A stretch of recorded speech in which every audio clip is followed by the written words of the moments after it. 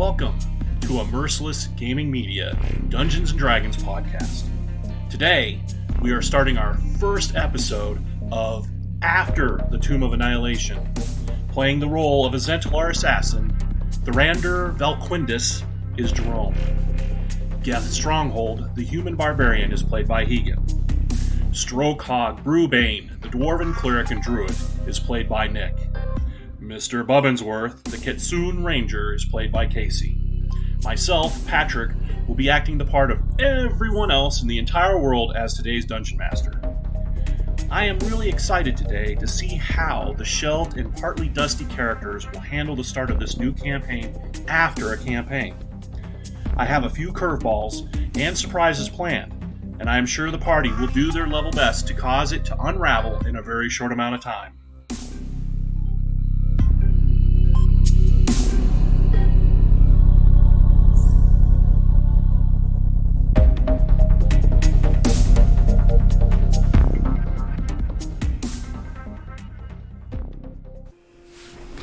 So, last where we left our intrepid adventurers, Thrander, Geth, Mr. Bubbinsworth, and Brewbane, with this curse placed upon them by Azarak, having, 26 different lich phylacteries kind of cursed and stuck to you. The first, after much talking to, with your new friend, damn it, what's his name? What's your cohort's name, buddy? There. I have this written down. I do too. The Baron Bjorn Blacktower is his name. Bjorn, yeah. Bjorn Blacktower.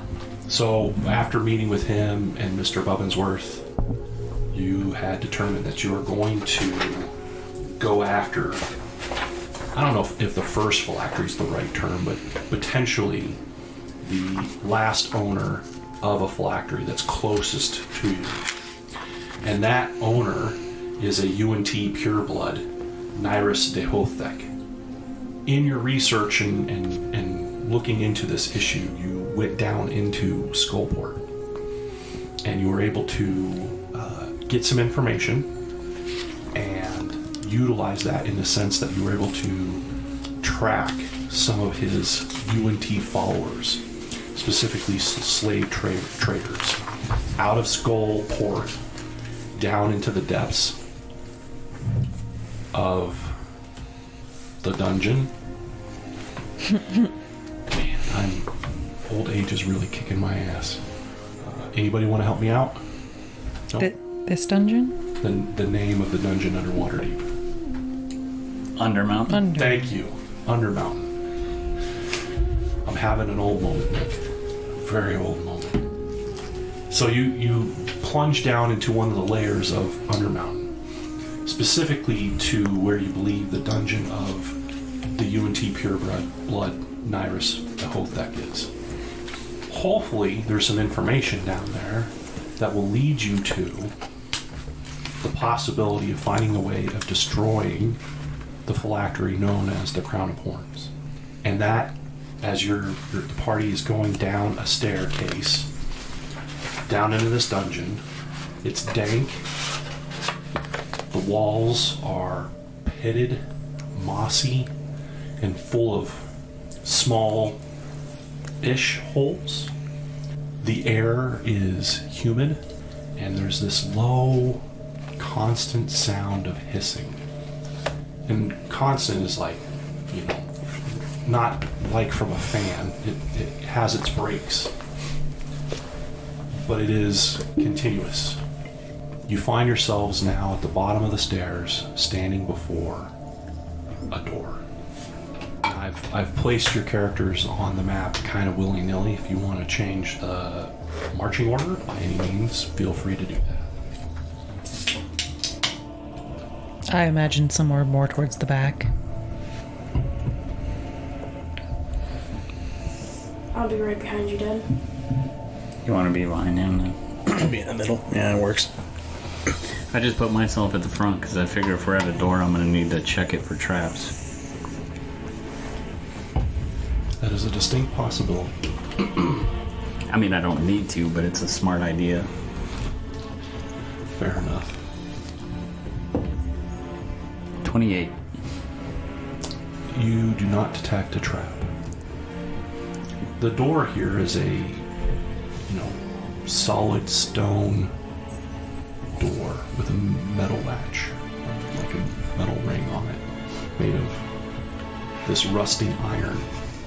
Rust stains kind of run from the hook down the front of the door. Is there a keyhole or anything?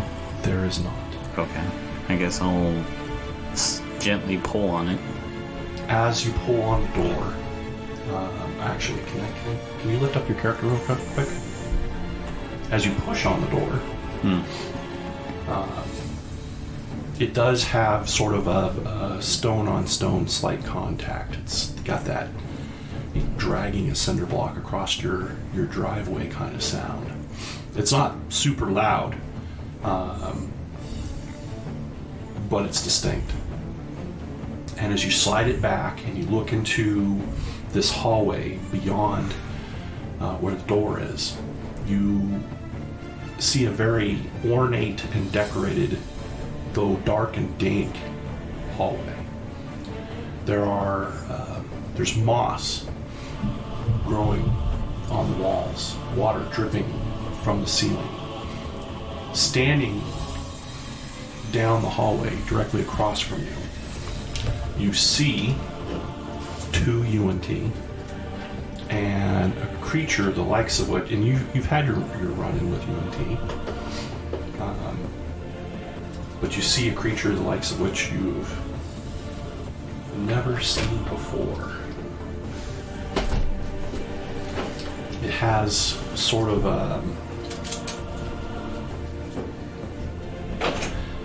it's got that upper body from the waist up, kind of UNT look.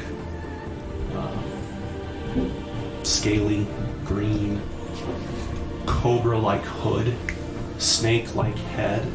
The 2 arms, that's from the waist up. But from the waist down, though still kind of scaly, it has almost kind of like a 4-legged horse or other 4-legged mammal with scales standing at the end of the hallway facing towards you. The 2 UNT that are down the hallway, much like the UNT that you've run into in the area above, and similar to the ones that you ran into Skullport, they have this like milky, white-eyed look, and they have this kind of jittery, jumpy movement in their body. They also have something akin to like antler horns or bone jutting out of their skulls with weeping wounds where the bone meets skin. All 3 of them are facing in your general direction. Well, not even general, in your specific direction. They do appear to be aware of your presence. The centaur-like UNT, his front right hoof starts to stamp at the ground, giving the impression that it looks like he's thinking about charging.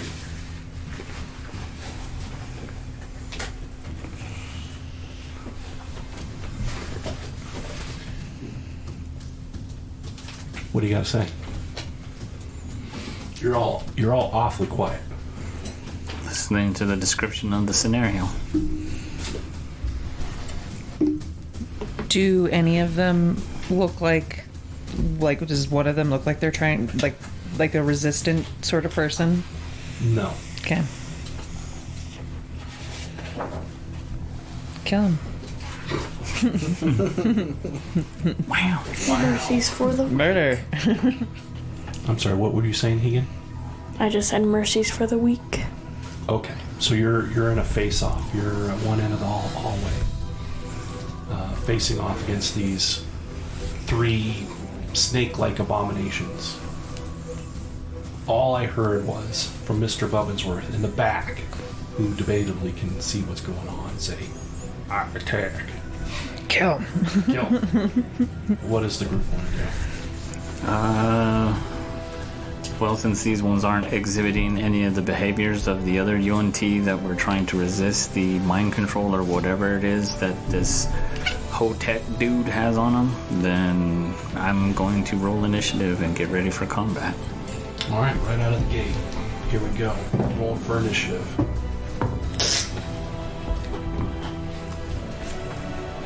Nice.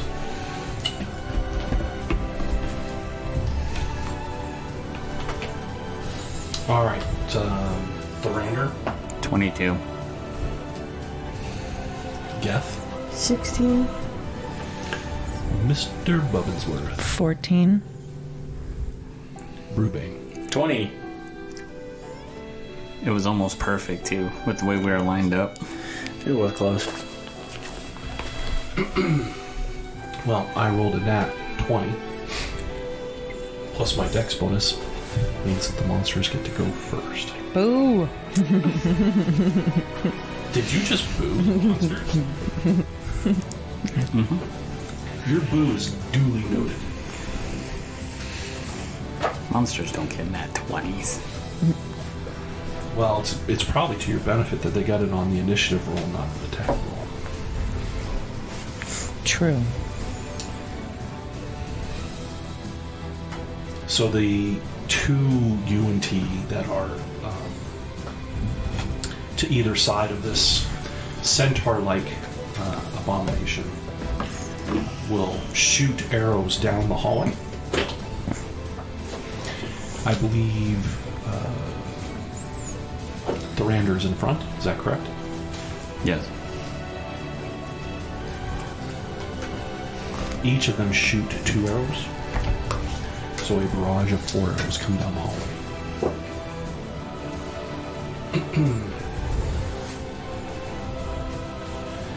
And your armor class is 18? Yes. So the first UNT hits you once. Are you immune to poison? Yes. Yeah, I figured as much. You're going to take 4 points of piercing damage. The second UNT is going to hit you once as well. And you're going to take an additional 3 points of piercing damage. The centaur-like abomination appears to be holding and waiting for their charge. So on that happy note, it is going to be Thrander followed by Brubin.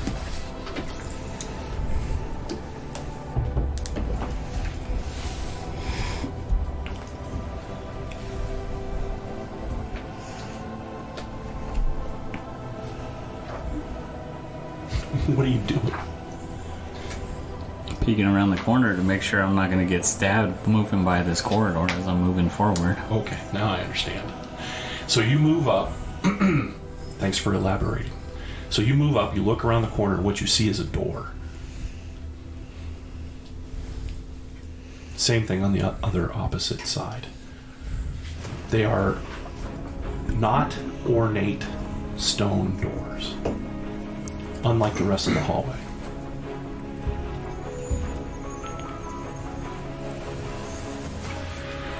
I'll move up to there and draw my weapons, my rapier and my dagger. Okay. Anything else?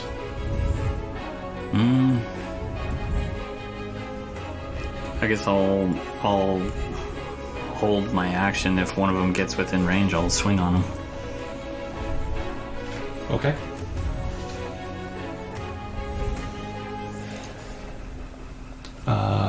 Brubane. Followed by Geth. And bringing up the rear, Mr. Bubbinsworth. Egan, if you wouldn't mind, my movement is 25, so get past you. That's 5, 10, 15, 20, 25.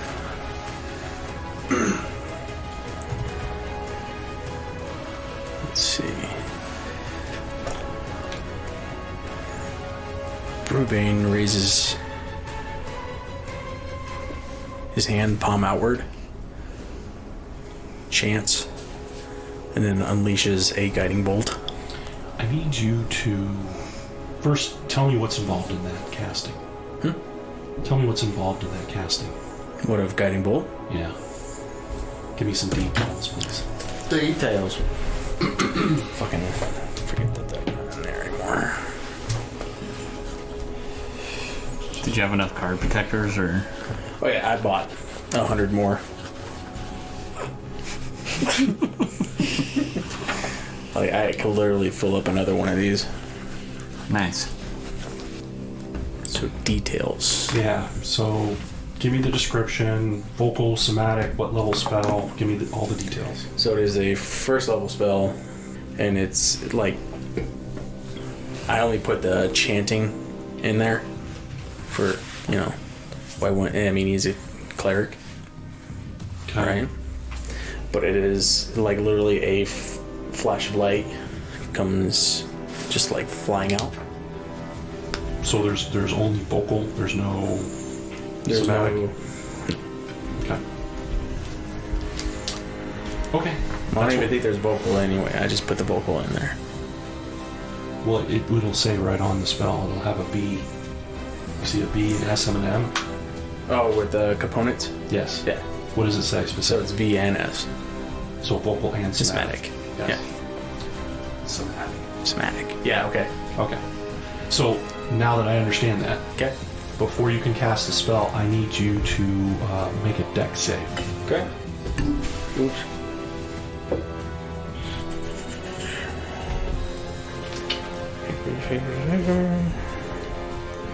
It's going to be 17. Okay. Geth, it's not your turn. Just giving you some information. You are looking down the hall. You can see behind Brubane, out from one of the many holes in the walls and the ceiling, this light blue, ethereal hand goes up behind Brubane as he's casting the spell, jostling him just a little bit in the elbow, and then disappears. Go ahead and cast your spell.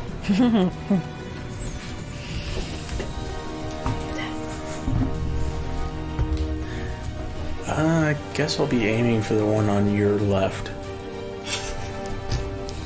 The UNT, your one on my left? Sure. Sure.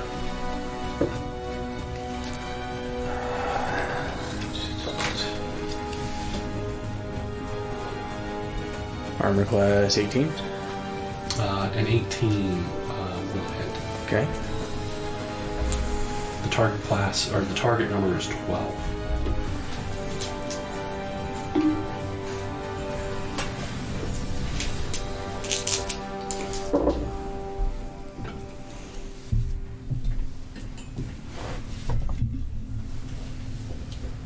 Doing 20 points of radiant damage. Okay. Got it. Okay. All right, so you pull this spell. You feel the bump on the back of your elbow, but it doesn't throw your ability to get the spell off. And you pull this, godly, holy light, blasting it down the corridor, hitting this UNT square in the chest, and it definitely has an impact. The creature is scorched with your holy goodness. My goodness.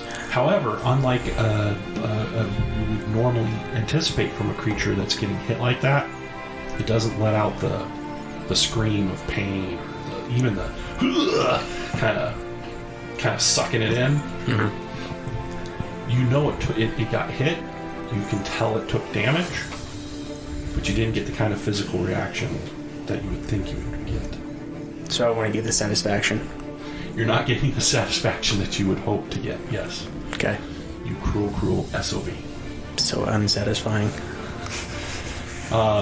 So now it's going to be... Is there anything else, Ruvain? No, sir, that would be the end of my turn. Geth, followed by Mr. Bubbinsworth. You're going to go in rage? Yeah. All right. Really? Yeah, because I have Boots of Speed, which doubles my movement, and I already have a movement speed of 40. So that puts Nice. me at 80. So your movement speed is 80. Yeah. Nice. All right. Gotcha. And then I'll swing on that one. Before you swing on him, I'm going to need you to make a dex save.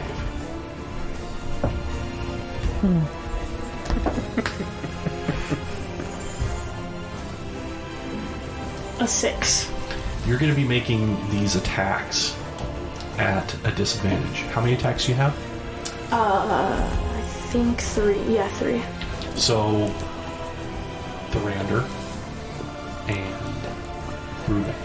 What you see is as he goes through his attacks, you will see a series of light blue ethereal hands quickly dart out from holes in the wall.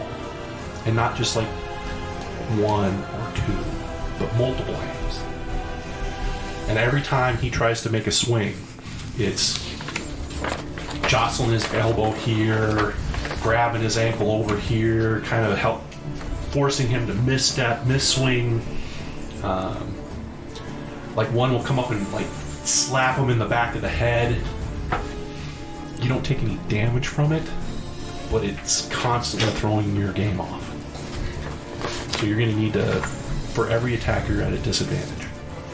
What sucks is that I literally rolled a 20 before you told me to do my save. Anyways, for the first attack, 12. A 12 will hit if you're going after the UNT. Yep. Doing 18 points of damage. Getting rid of the chair would be good because I just got max damage. For my second swing, oh no, that's a 3. 12 again. 12 will hit. 6, 15 points of damage on the second hit. And for my final swing,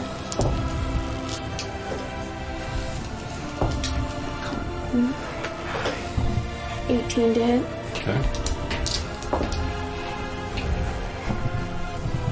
Doing 8 points of damage. 20 on the 1-2 because I had disadvantage. So even though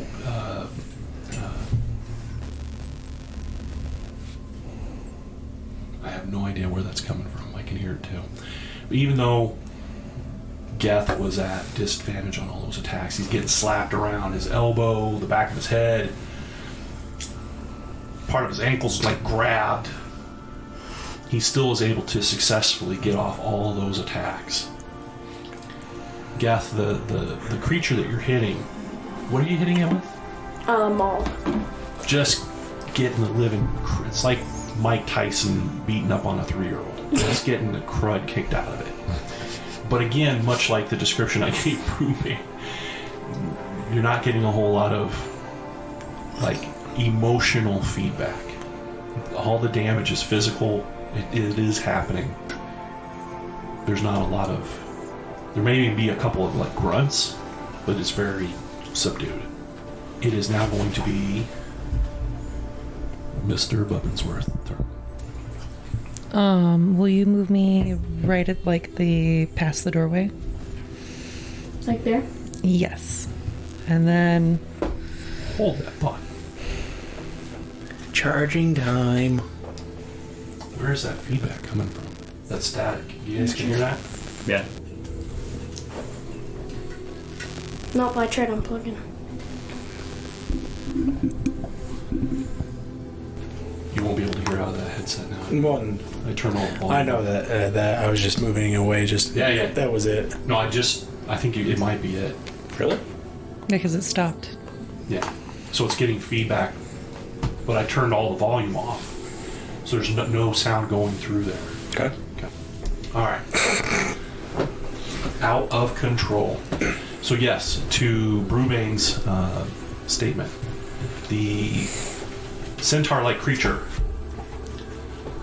unlike a horse, which would like neigh or bicker or whatever, it lets out a saliva-filled, venomous hiss as it charges down the hallway towards you. It is also carrying a glaive as a weapon as it makes its charge. A glaive? As it passes the first two UNT, it takes a swing on you, Geth. Your armor class currently is 18 or 20. 18, yeah. It successfully hits you with the glaive. Are you immune to poison too? Yes. Everyone is immune to poison except for me, but I am immune to poison for the next hour because last time we played, I did protection for poison. We're not immune from it, but... Yeah, protection from poison. Yeah. Gotcha. So everyone is for... Well, you all not fun. When? Yeah, like I'm gonna get a lot of pity from this crew. No sympathy here, bud. So, Geth, you're gonna take 10 points of slashing damage, but I believe because you are enraged, it's gonna be half. So you're gonna take 5. Yep.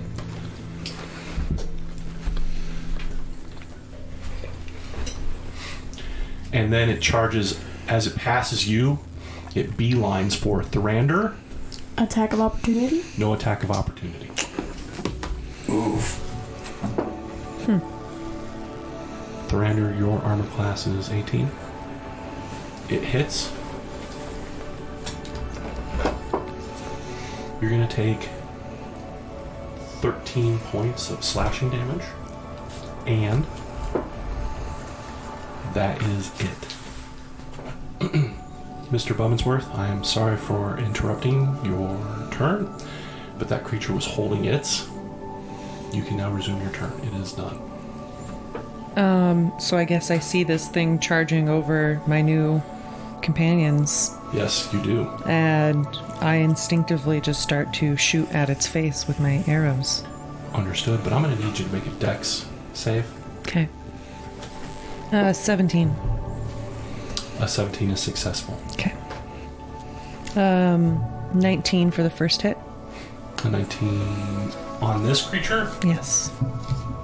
is successful. The target number is 16. Doing...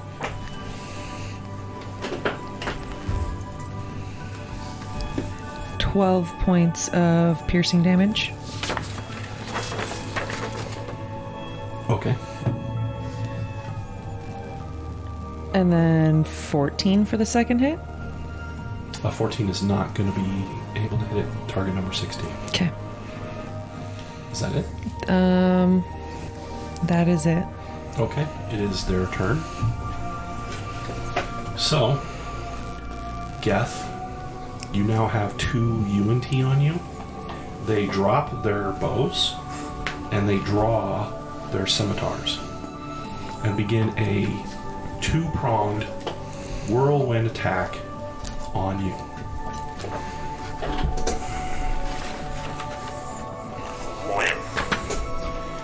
They have you harried, so that all their attacks are going to be at advantage. The first UNT, his first swing is a miss, but the second one is successful in hitting you.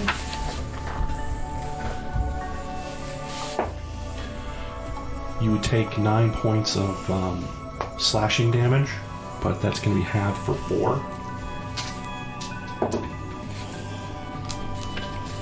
The second UNT swings on you, and only one of its it swings, it also hits you, which would be for 5 points of damage, but halved for 2.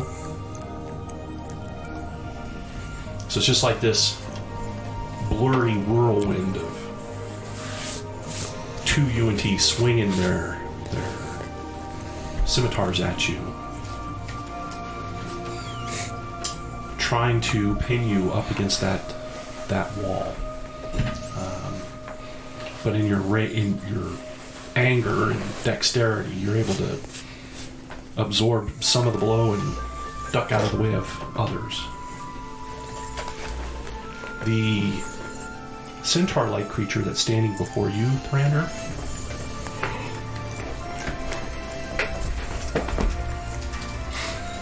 is going to swing on you twice.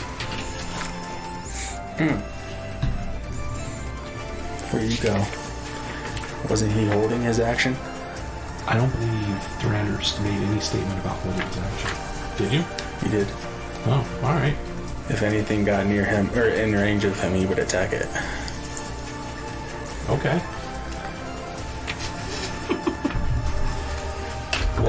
That's my good deed for the day, that you only get one.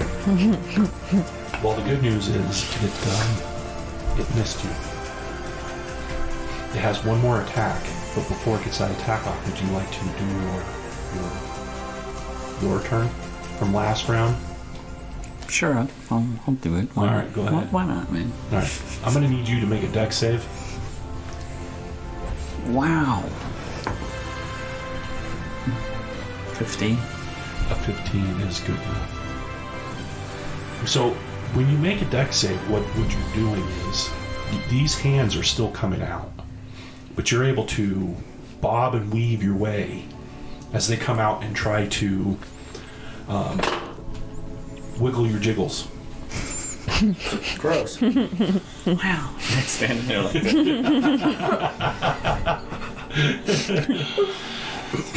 He does that look, he's like this.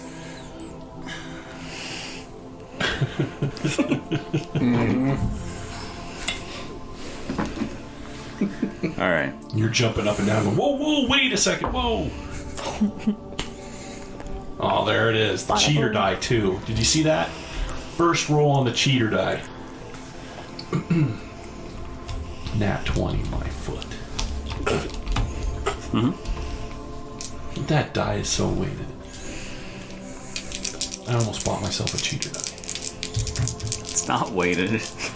Mine wouldn't be weighted either. 17 points of damage from the first attack. Second swing. Oh, he's also wounded from the rapier.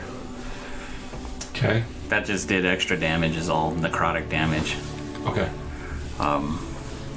The attack with the dagger is armor class 13. A 13 is not good enough. Okay. And then the final attack with the rapier. Armor class 24. Barely. Just barely. 12 points of damage. Okay. Its last attack on you is going to be a miss. Like, if I rolled a number lower, it would be a critical failure. It was that bad. Your unexpected flurry of attacks in the middle of its attack totally threw him off. He's like, what the hell's going on? Well, wait a second. This is not right. You're welcome.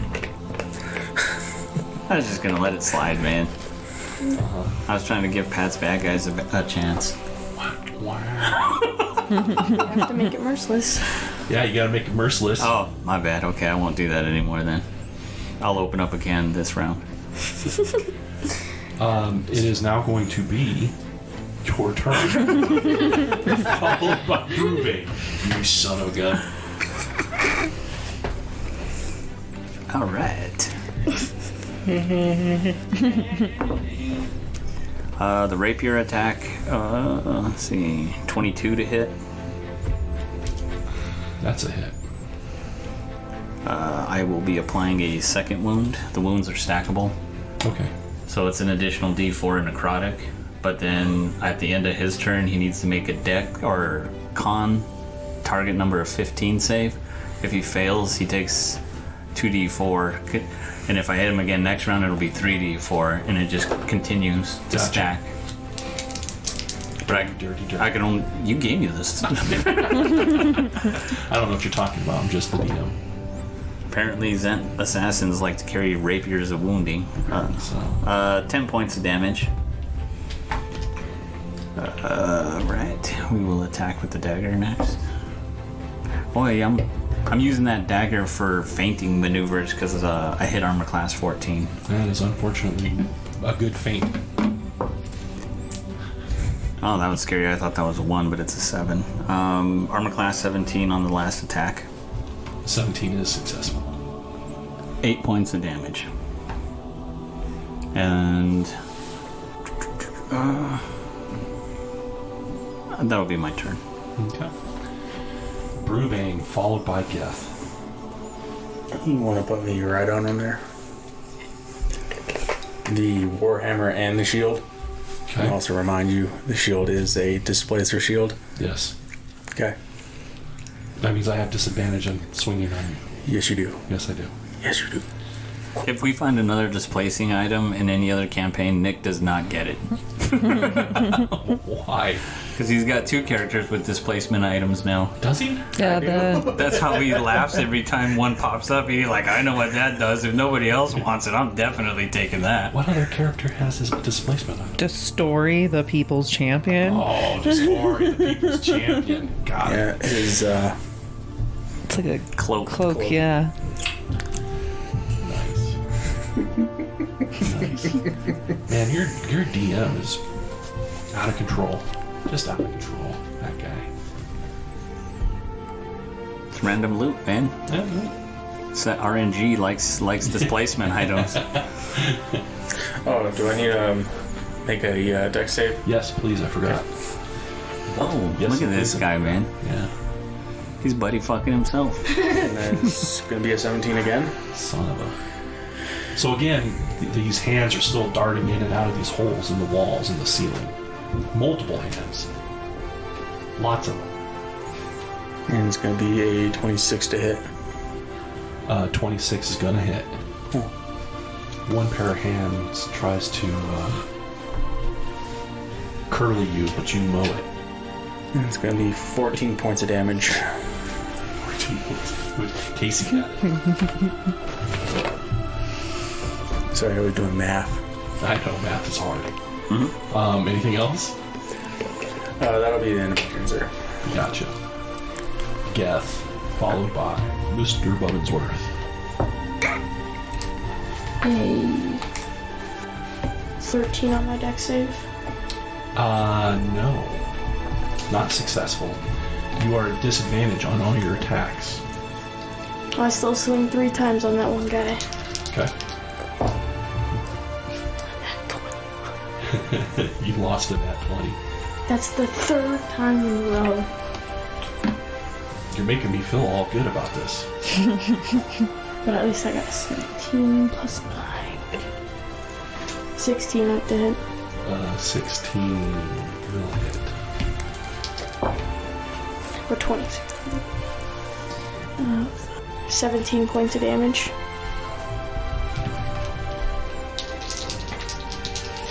On my second hit. 16 to hit. That'll do it.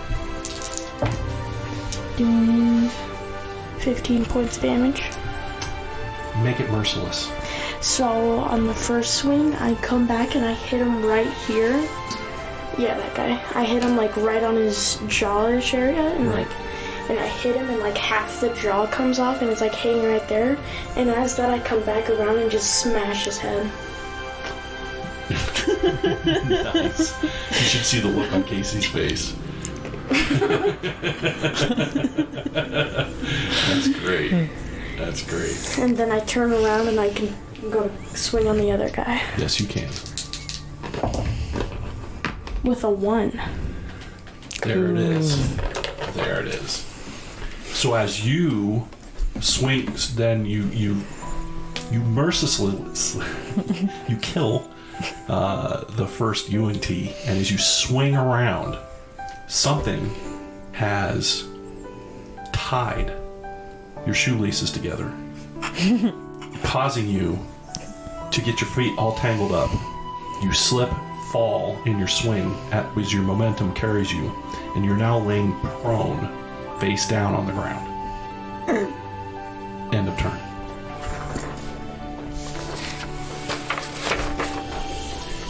And your shoelaces are still tied together. It is now Mr. Bubbinsworth's turn, followed by me. So a deck save first. Yes, please. 23. Good enough. It sounds like you're like, "Mwah." First hit with the arrow, 19. Doing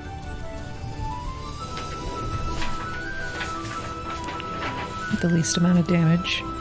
5 points of damage. Okay. And then second hit, 18 to hit. Doing 12 points of damage. Got it. And that's it. Super easy. Yeah, so Brubane and Thrander, you see 2 more arrows get shot over your shoulder, thumping into the creature standing before you. Phew, phew. And now all that cool moment's gone. Is that the end of your turn? Yes. Alright. The UNT that is still standing before you, Geth, will swing on you twice. He no longer has advantage. You are no longer carried. One of those hits is a nat 20. This UNT has decided that if it's going to go out, it's going YOLO. What? It's going to YOLO this hit. Wow. Did that trigger you, Brubane? Somebody bring me my axe. You're going to take 10 points of damage, halved for 5.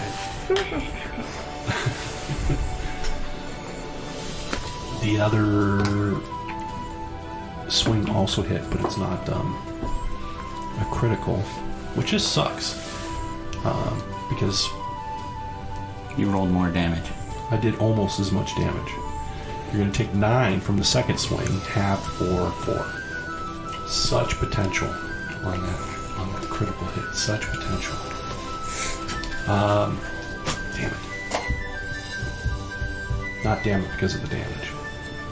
Damn it because I picked up a habit and I'm trying to break myself of it. Forgetting shit? That's not a habit. That's an actual problem. Because honestly, you would have been at advantage. You would have been at advantage. He was prone. because of my shoelaces. Alright, DM, time to get out of that seat. Yeah, no doubt. Jeez. Oh my goodness gracious. The creature that's before the two of you is going to swing all of its attacks on Brubane. You're at a disadvantage. He can go ahead and do his DC 15 con save or take 2d4 from the sword of wounding. I double checked it and it says it takes place on the beginning of the affected creature or person's turn. You said it's a con save? Yeah, 15. It did not make its con save. Oh, he takes an extra 2d4 from the necrotic wounds that have been placed upon his serpentine body. Wow, a whole 4 points. Make it merciless. Make it merciless. You're kidding me. I'm not. Alright, so if he's dying from the wounds that were caused by the rapier, since they're puncture wounds, we'll say... And necrotic. Yeah, we'll say that... I mean, what does necrotic look like? We'll say... Rapid age decay. What kind of blood? Are these guys red, green? Kind of like a bluish green. Okay, we'll A say sickly, oily, bluish green. when he was winding up to unleash his flurry of blows, he kind of ripped open the puncture wounds. So, and the blood that was coming out of it has like a darkish gray black color to it, and the skin around it starts to like degenerate at a rapid pace to a point where pieces of its internal organs start coming out of the holes and are like also like in a state of decomposure. Yeah, I believe is a good term. Yeah, I'm following. And before he gets that first swing off, it's one of those look down and realize that he's dead, and then just Got you. It has Alright. been made merciless. That is the end of its turn. that was a good turn. Jeez. It is now going to be the Rander's turn, followed by Brubane. I need you to make a dex save.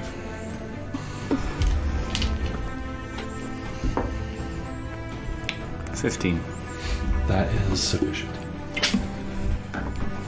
So as you're running, and you see this Brubane and Mr. Bubblesworth, as he's running down the hallway, you just see out of hole after hole, hands flying across the hallway, trying to slap him or grab an ankle and trip him. And as he's running down, it's like watching him dodge darts flying across the hallway. These ethereal blue hands are like from both sides. He does the Commander Shepard dance down the hallway. Stuff's missing him. Whatever. Okay, never mind. He doesn't do that.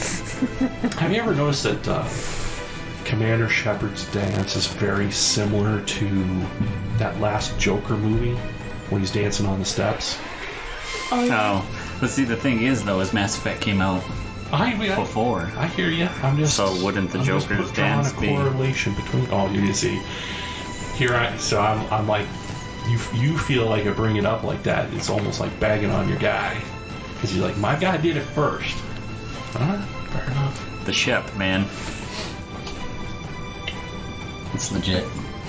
Actually, the first person I ever seen do that dance was Pat at the Rockies game. All right. Ooh, I think 13's gonna miss. On this guy? Yeah. No, 13 will hit. Target number 12. He takes 13 points of damage. Okay, I got it. He's prone. He's prone. Well, I guess it would be up to him which way he's facing then. Because with him prone, I don't think he would grant me advantage being on the opposite side of him. Who's prone though? He's prone, yeah. He hasn't gotten up yet. He hasn't Right. gotten up yet, so he does not have advantage on his attack. Okay. Not harried. I try to stab him with the dagger and I get a 15, so it's not an actual feint, it's a dagger attack. You feinted that it was a feint? No. Because it wasn't really a feint, it was an actual attack. Yep. He's like, stab. Oops. Oh shit, I didn't think that was really gonna work. He takes 9 points of damage from the dagger. That hurts. And then the last attack from the rapier. Nat 1 on your cheater die. I told you it's not weighted. That doesn't, just because it's weighted doesn't mean it won't every so often come up as an opposite of 1. That's why I'm going to get the cheater die I'm getting. It has a 20 sided on everything.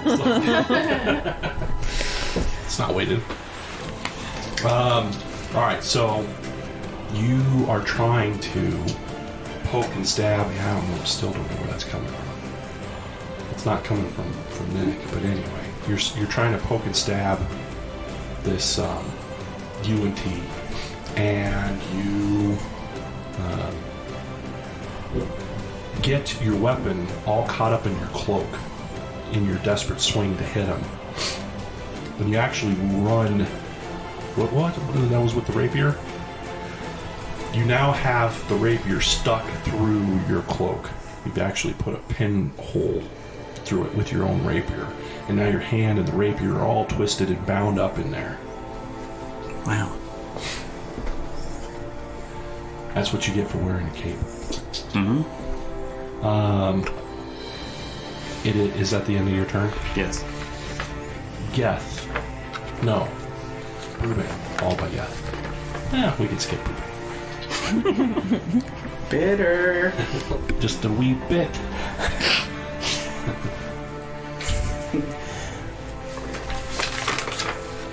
If you want to put me right next to you there, then appreciate it, bud.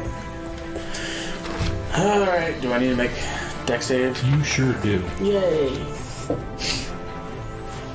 Ooh. I need 8. Okay, go ahead. What are you doing? I'm just gonna hit him with the hammer. This attack is going to be a disadvantage. AC 17? 17 will definitely hit it. Wow. You feel this little jostle on your elbow as you're trying to do the swing, trying to throw you off on the attack, but you're able to get it through all the same. 14 points of damage. Okay. Anything else? That's the end of my turn, sir. Understood. Geth, I stand up and I swing at him 3 times. I need you to make a dex save. A 17. You made your dex save. Alright, on the first swing. 21. Whoop. I'll grab that. Dice off the table. Wayward dice. 17 points of damage. Make it merciless.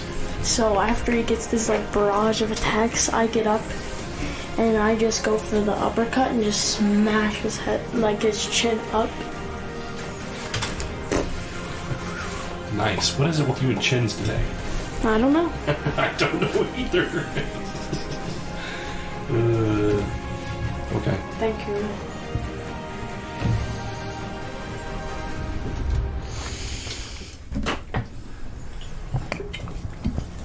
Okay.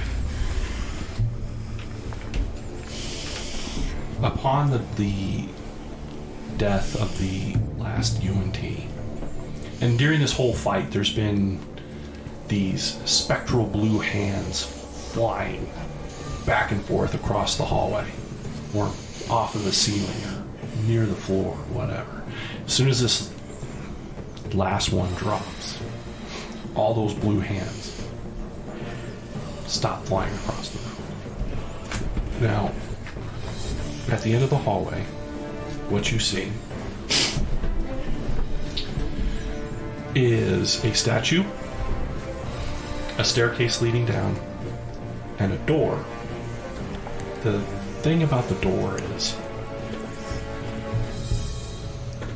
like the other doors in this hallway, it's a stone door, but it's beat up, it's pitted, it doesn't have any moss growing on it. It's scorched, it's blackened, it's scratched up. Next to the door is a dial, like an old-timey dial. What languages do you speak? And Dwarvish, Common, Elvish, and Goblin. no help. Common, Sylvian, Fey, or Shao? Shao? Yeah, no help. Common, Orcish, and Dwarvish. No help. The only one that I have that they don't is Thieves' Cant. Gotcha. No help.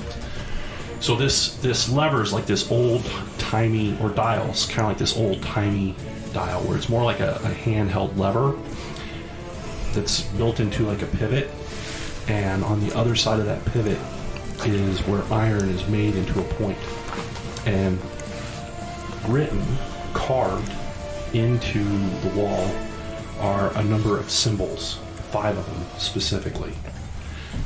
But nobody here understands what those symbols are.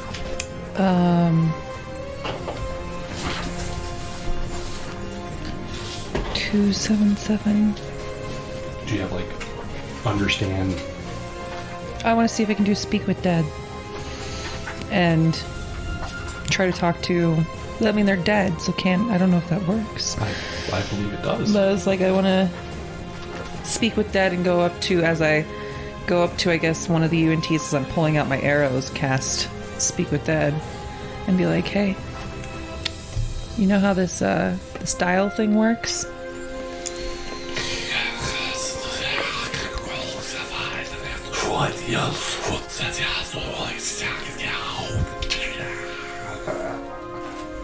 I don't understand it. Nope. I don't think so. Hold on. It's like I should be able to understand it, and I think that was the whole reason. Okay. So it is speaking to you, but it's speaking to you in a language you don't understand. I ask if it can speak in common to give it a little kick. Good question. Kind of mean. My character doesn't care. Like, stop it. A little insensitive. There's no love. Are we still paused? No, we're not. So you ask it to. I'm sorry. Go ahead and do that again. They pretty much kick it and go, speak in common, you fool. Why do you bother us? You come down here. You kill me. And that's not good enough for you. No. What is it that you want? Trying to find out how to get to... I already forgot his name. Nyrus Dohothek. Nyrus Dohothek. We're trying to find out where Nyrus Dohothek is. And since you seem to be in these quarters, you might know how this dial mechanism works. I do understand the dial mechanism. How does it work? You select the number, and it changes the device that is used. Can you tell me? And I point to, I guess, like one of the symbols, whatever the symbol is. That is the guillotine blade. All right, don't want that one. With this one. That is the magic missile. And I'll just keep going through them. The chain flail. The fire spray. So these also just sound like traps. Acid spray. It brings the master great enjoyment, amusement. So yeah, I don't think we want to touch that. I don't know what it's gonna do. It inflicts pain on the master's enemy. I guess where, because you said there's a staircase and then something else. There's a statue next to the staircase. And that statue is a statue of a UNT pureblood, like a young man, very regal. But the face that it carries is stern and angry. Kind of like, when you lower your head and kind of look at somebody through your eyebrow. Kind of like that kind of look. And it's facing the door where the dial is. I guess I'll ask him if there's anything important about the statue. It is a constant reminder of the master's pain and suffering, which is why he likes to come up and use the device. It brings him much enjoyment as he tortures his nemesis, the one he hates the most. There is one other detail on the statue. It is wearing, like a lot of UNT, it's not wearing a shirt. For some reason, UNT don't like to wear shirts. They usually go around topless. And this one is no different. But it is wearing an amulet, at least in the statue. And the amulet is a triangle. And inside that triangle is a skull. A grinning human skull. Ask him if he knows anything about the amulet. Again, I'm pretty much just like... It what- is the Master's amulet. So you mean the actual master has this true amulet around his neck? Yes. And more. I'm assuming your master's down those stairs. He resides within the dungeon. Okay. You can make a religious roll. 19. 20. The two of you would recognize this amulet, this symbol of the god Merkel. Merkel. And you've had a lot of dealings with UNT. Not a god normally associated to that species. Like, at all. Not that you're UNT experts by any means. You probably won't tell me, but does your... I already forgot his name again. I'd like turn a few pages. Nyrus the Hope. Does Nyrus the Hothek have any weaknesses, allergies? Something I should Here's the peanut butter and jelly. Something he likes to keep secret from most people. His anger and hatred shall last an eternity.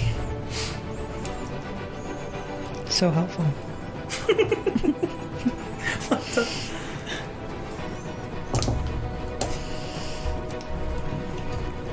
I guess that's it. That's all I can think of. I'm like, hey, you guys have any questions? Like, only got a few more minutes on this dead guy. Release me now! Maybe if you're lucky, I'll throw you in this little torture chamber for next 5 minutes. Why would that be lucky? It's not lucky. Release me. Send me to the afterlife. Yeah, still got like 5 minutes on you. Any questions? Anyone else want to know anything? Damn you. Damn you. No, I think you pretty much covered. Okay. Damn you. Give him a little kick and walk back. Do you release the spell? No, it's got 5 more minutes on it. I'm literally gonna kick him as I walk by. Alright. Thanks. She made it merciless, man. She kept it merciless, I should say. Damn. What do you guys do next? Check out these other doors real quick before we leave the area. Yes. So, tell me how you want to go about that. Well, go up and examine it to see what kind of door it is. If it's a stone door or if it's It wood. is a stone door. Okay. There is a round ring bolted to the door. Iron ring. It too, because of the humidity and moisture and moss that are built up in this dank dungeon, has like rust stains running down the wall, or the door itself. I'll check the door for traps before I try to open it.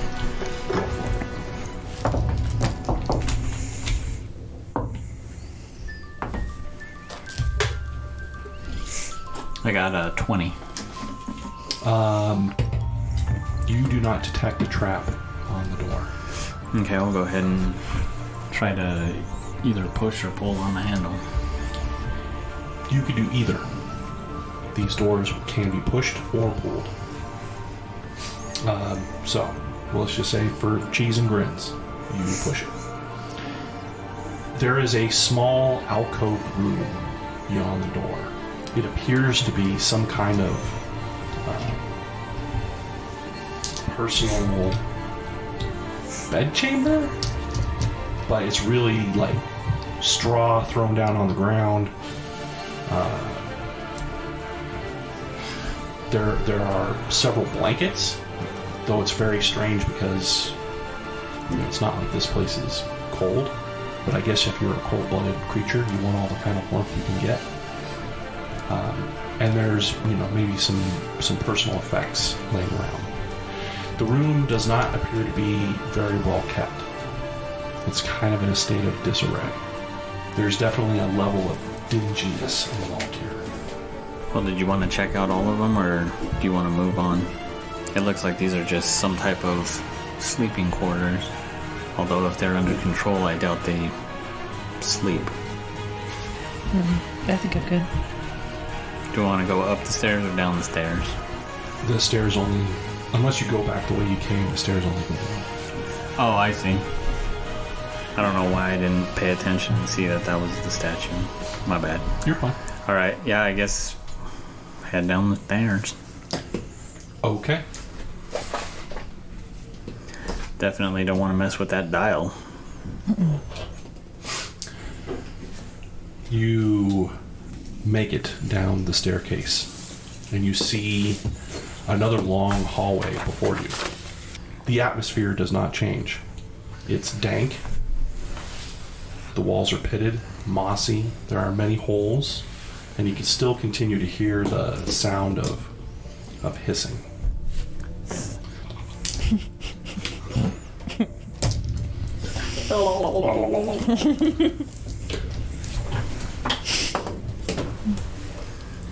So which one did we move to then? That one? You would be in the alcove to your right. You see two, they're like stone tablets mounted to the wall. On one, you see the symbol of Merkle, the triangle with the skull in it. Directly across, you see a picture of, or not a picture, but a stone tablet carved into it.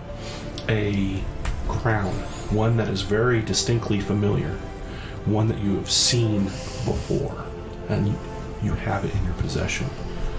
Not on your body, but back in the warehouse. Between the two, scrawled in dry blood, in a language you don't understand, are many, many words. It almost, if you could read the words, it would give you the sense of repetitive. They're different words, but some of them repeat over and over again.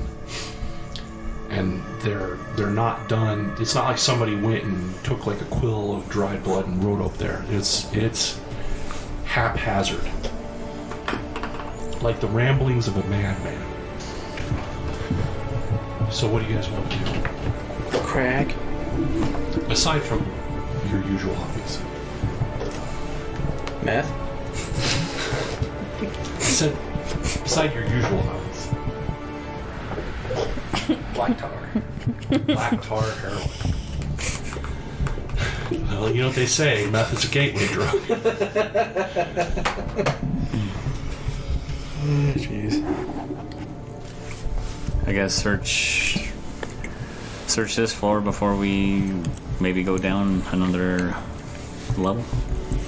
Sure. Where do you want to start? Peek in the corner down that hallway. Yeah, I mean, it's a long hallway, but it is, as I described it before, it's pitted, holed, mossy, humid, dank. The walls are covered, other than just moss and the dripping of water. There are carvings on the wall. Nothing specific, nothing like you could put your finger on as to what those carvings are. They're almost like hieroglyphic. You do see two additional hallways, one to each side of the main hallway, going off into different areas. And then a large room down the end, towards the end. I guess go down that hallway and check that area. Okay. You go down that hallway and you check the door on your left. Excuse me, hold on. Oh my goodness.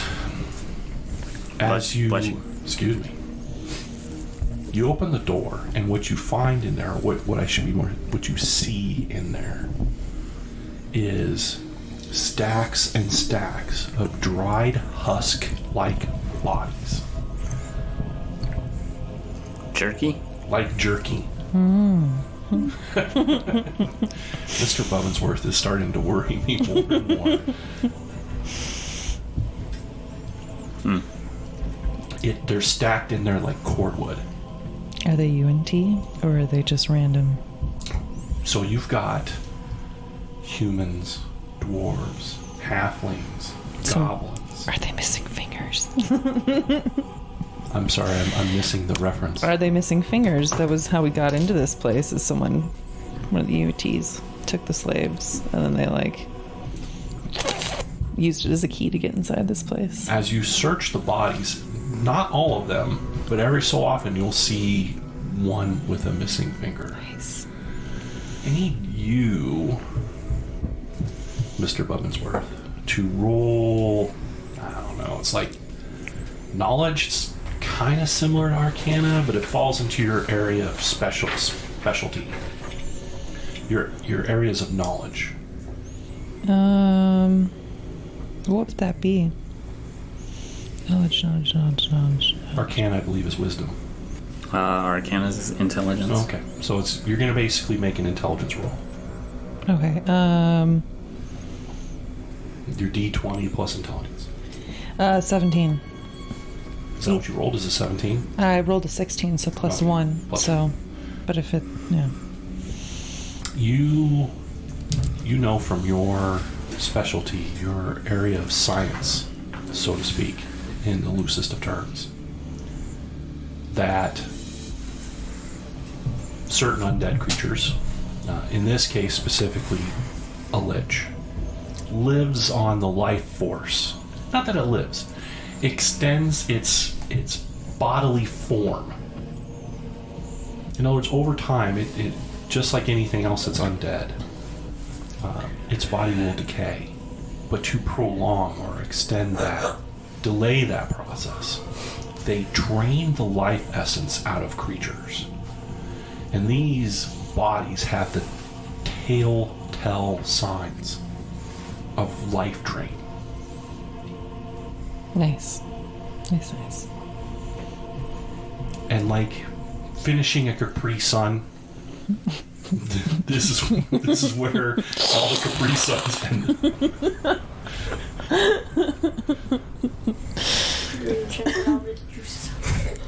As long as he doesn't put the straw on the bottom. Well, would you like to search the bodies to determine where the straw is? She's the one curious. I don't care. A lich does not require a straw. That would be funny. Gotta get your lich straw on. It's like a needle, he sticks it through you, and then the needle comes out, and then it's just You're gonna have to get much closer to the mic there, buddy.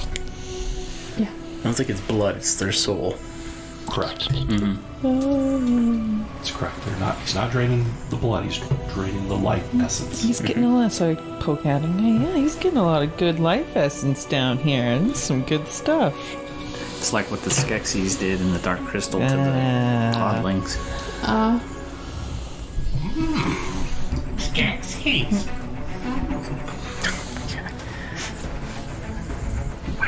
So that's what you see in the room. I'll close the door. Look next door and see if it's a similar situation. In the next room, you see, in terror, I mean, there's a smell of fear that hits you, that wafts through the door upon opening it. 2 goblins, 1 halfling, 1 dwarf, and a recently soul-drained human are laying on the floor. The humans laying on the floor. The rest of them are like all in this corner, eyes wide, shaking, horrified as to what's coming next. I believe one of the goblins is holding his hand with a dirty rag over where there was once a finger. Leave us alone. Leave us alone. We didn't do anything. We don't deserve this. Leave us alone. And which one's saying that? That would be the halfling. I would hope the dwarf wouldn't talk like that. I would be like, yeah, okay, we're leaving. The dwarf does have a look of terror on his face. But no, he's not pleading and begging. Are they all like? But he is kind of like he's got his hand back in a position where he looks like he's just seconds away from grabbing a goblin and possibly either A, throwing it at you, or B, putting it between him and you. Down here. It's pretty damn dark. Pretty damn dark. Yes. Okay. I'll expend a charge on the on Clangeddin's benediction. It's called Illuminate. Okay. So it's causing light for 60 feet, so they can see us a little bit more clearly. The dwarf, you think he can see you. He has the same ability to see in the dark as you do. Well, probably the goblins goblins do too. Yeah. The only one that wouldn't would be the halfling. Correct. Yeah, I do it anyway. That's fine. All of a sudden, this closet-like room. It's like when you wake up in the middle of the night and you're going to the bathroom and you turn the light on. Oh gosh, no! My eyes! A little bit of warning next time. No warning. It's like you get a message on your phone in the middle of the night. You open your phone. Mine.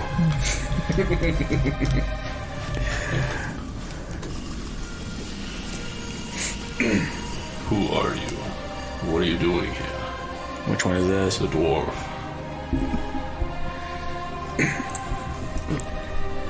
Well, just because I'm not doing it. Hey, Christ! Boy, what you doing here? Boy! Alright, he's Scottish. I mean, not Scottish, but Australian. Alright. I am from down under. Boo!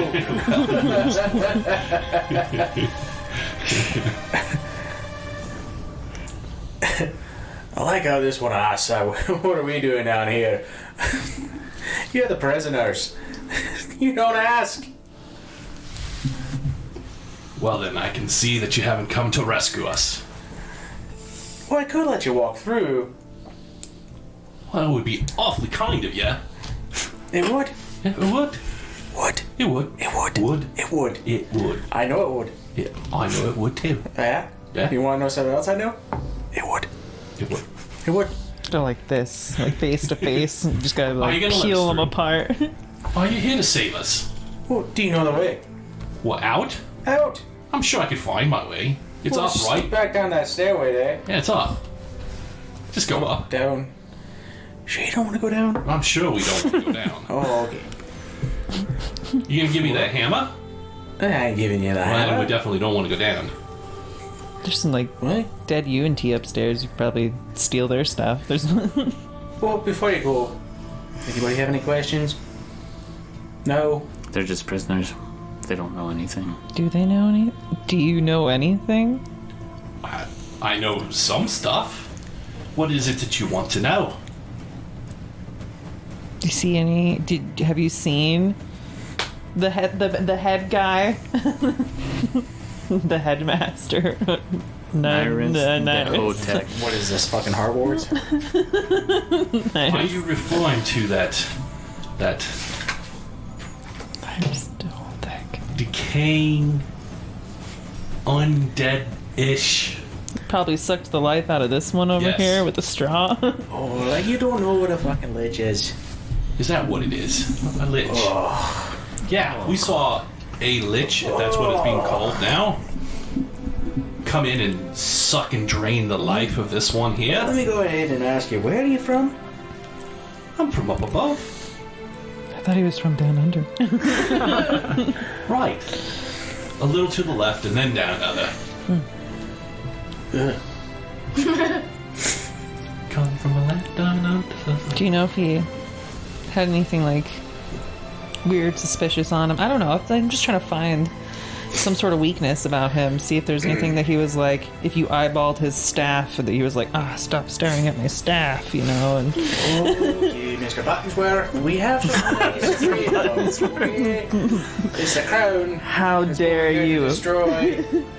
There has been something very strange about him and some of his followers. See? It's like they took bones and sharpened them into points or antlers and jammed them into the cranium. It's quite a sight. That information is crucial, critical, You never know. truly. Common knowledge. Yeah, you pull him out and he's like,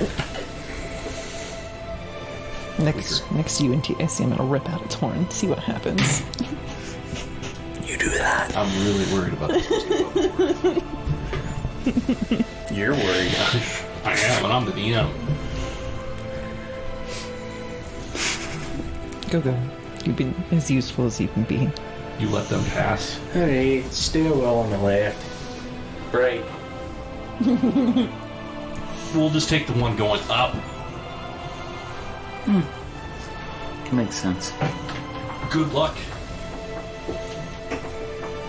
You're gonna need it. Oh yeah, you're welcome.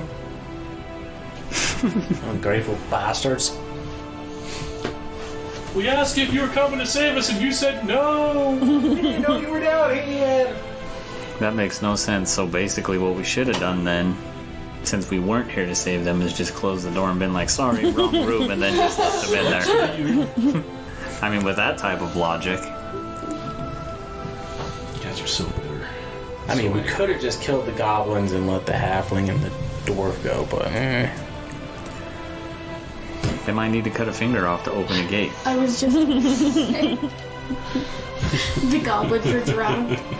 well, we just kill him and then we give him a finger. Either or. Either or. What do you guys do next? I guess come to this open hallway to the right of you.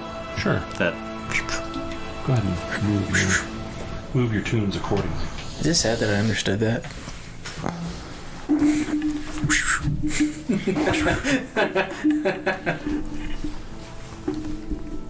You've been hanging around him too long now. Hanging on. Other people at my work talk like that too. Or they... I don't know, it's like they have their own little language and whistling too. Nice. By the pitch, you can tell who he is talking to. It's crazy.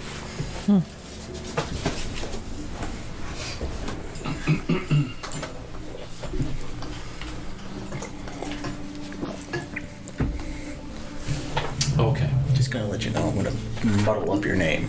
That's okay. entire That'll be great. My character will get insulted by you and be like, "How dare you?" I'm gonna muddle up the name. He called me Mr. Buttonsworth. I did not catch that. Mr. Buttonsworth. Funny. So as you enter into this other hallway and you look around that corner, it's much like the rest of the hallway. Damp, humid, Mossy. multi-hold, covered. But what you see down at the end of the hallway is a chest. Heavy sigh. Is that what I got? yeah, chest sitting out in the open. That's not. That doesn't scream trap at all, It's bad. or mimic, or I don't know. I don't know what would give you the impression that I would use a mimic. So, how do they say? Cliche. Oh, So overdone. so when I used the mimic and everything, was that cliche? Yes. You enjoyed it. No, I was You were like, you walked over, you looked at it, you were like, ooh, this is fun. it was fun.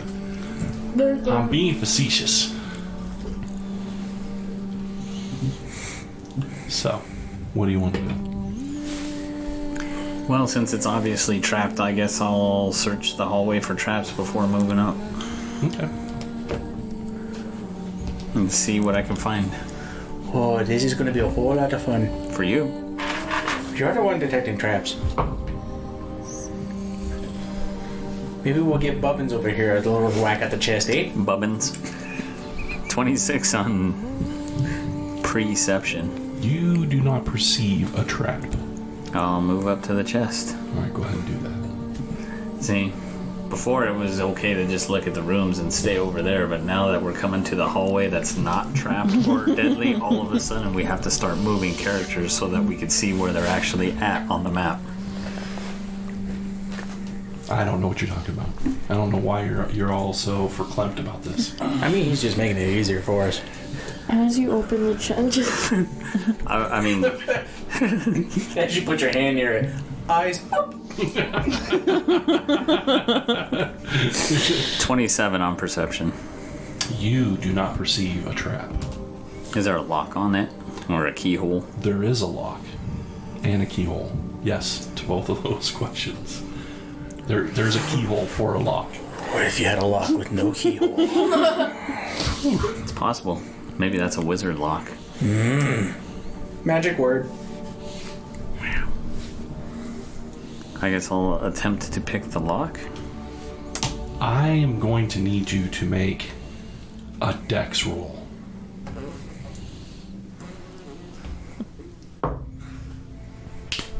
Oof.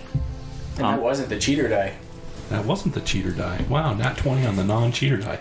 Wait a second. Did you get another cheater die? Higgin got me that one for a present. Way to go, Hegan. Thanks a lot, you cheater Magoo.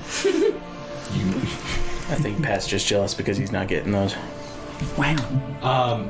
As you are trying to pick the lock, a light blue ethereal hand or hands come shooting out of the walls and from the holes in the walls and the ceiling and the floor and whatnot. And then trying to disrupt you, like give you a little shove, a little nudge in the elbow, a little slap on the hand, as you're delicately trying to thread that needle into picking that lock. But man, your concentration was on par. It did not break your concentration in any and you did it so quick. It was like in between getting slapped around by these hands when you so delicately slipped in there and the lock opened. And as you pull the lid back open to see what's inside, and all of you down the hall, you scaredy cats, see him. It's like watching a kitten trying to drink from a fire hose on full blast. Coins come shooting out of the chest, blasting him into the face. thank you. And I mean, the hands might have been smacking you, but it really would have been a distraction if they start giving you a massage. You got this. You can open this. Even we can't open this. To an edgelord, that was just most distracting thing. I'm not an edgelord, damn it. I looked that up on the internet. Yeah, and what'd you come up with? I'm not an edgelord. How do you look up the definition for this point? You sure you were looking in the right place? Because I'm thinking you weren't looking in the right place. I just Googled it. Yeah. All right. Had something to do with some kind of weirdo on the internet. Okay. Like I said, I don't think you looked in the right place, but that's okay. That's neither here nor there. This barrage of coinage comes shooting out at you, and you're gonna take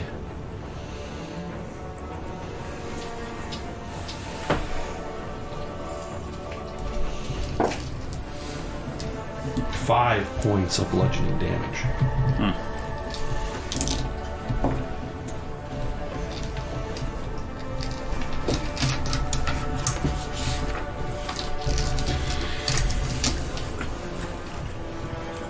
I don't want to give you the impression like it was just shooting coins and then they just fell on the ground. These coins come out, slamming into you, and then start swirling around in the air around you. Almost kind of like a dust devil of coins. Mm-hmm.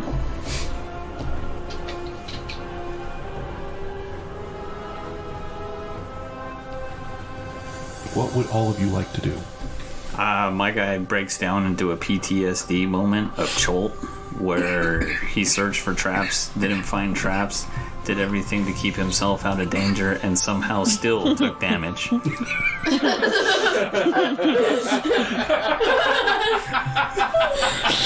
That's good. That's really good. Oh my god.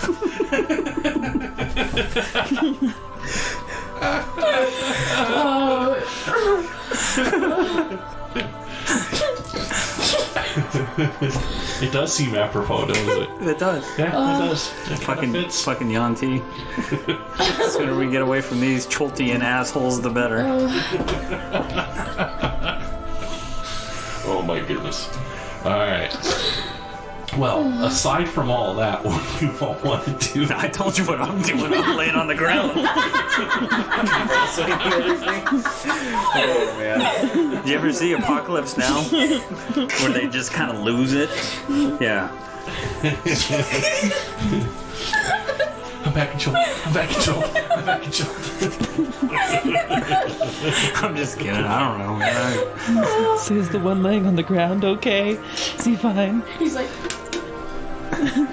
As this happens, Propane will start to run or make his way down there. Okay. same, but I'm gonna need everybody to make an initiative roll, please. Okay.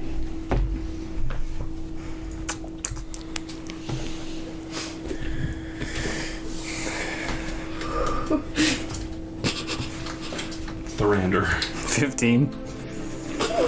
Geth. 13. Bobbinsworth. 14. Ruben. 11. I'm sorry, what? 11. I thought you said Odin. It's going to be Thrander followed by Mr. Bubbinsworth, followed by Geth, followed by Brubane, and I will be going last. Oh. It's fine. I'll be okay. You sure? Yeah. I don't know. So it's a whirlwind of coins. Yeah, so you see the, it looks exactly like I put down there on the table. So this is less like a trap and more like something else. Like something living in the chest. A coin monster living in a chest. Sure. They're like bees. Coins. It's like something a mimic would puke up and then it came to life. A trap without being a trap, basically. Exactly. I.e. Cholt.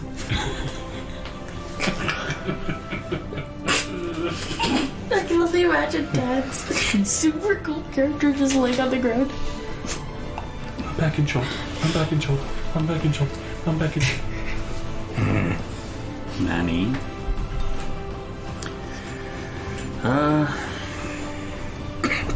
Well, I think so I don't have to take up a space.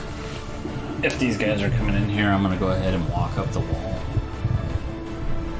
and start attacking it Okay. with the old boots. Spider climbing. Sure. Slippers. Boots. Pretty sure he's wearing slippers. Mine were boots. Okay. If an assassin asks for boots instead of slippers, you give him fucking boots. Or else you don't wake up.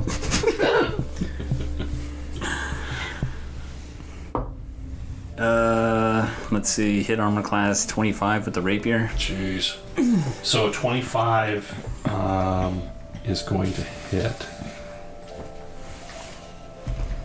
What do I do, like pierce a couple of coins? Yeah. Pretty much that's what's going to be like. It's like fighting a coin swarm. Huh. Kind of like, yeah.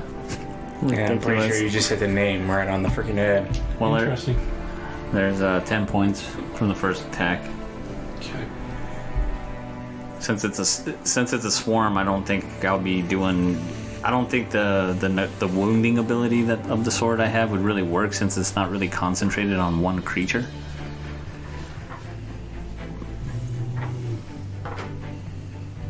Well, I mean, you do bring up a good point, but as far as its immunities, it does not look like it's immune to necrotic damage. Alright, well then we'll wound it on that attack.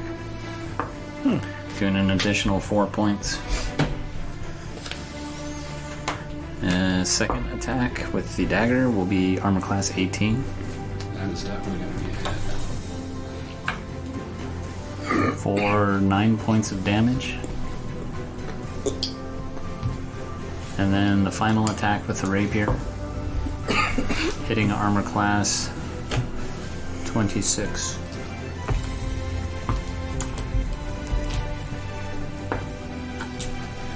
For 14 points of damage.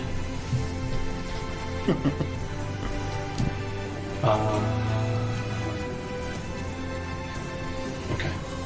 And that's my turn.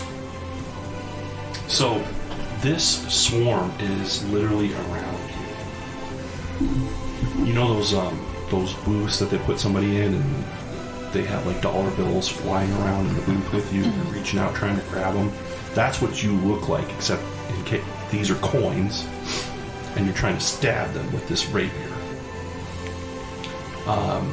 Also, if I were to have just a giant bag of coins, and I just kept scooping them up in my hands and dropping them off on the floor, right? It'd make that whoosh, whoosh kind of sound, a cacophony of coin sound. So that's what you hear, and that's what you see.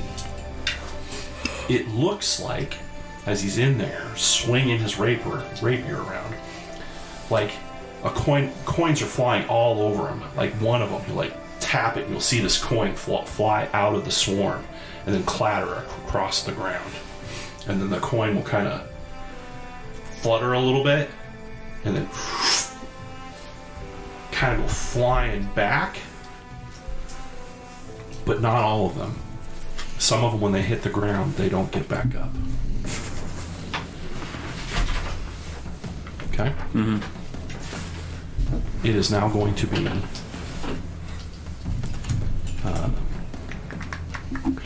Mr. Bubbinsworth, followed by Geth.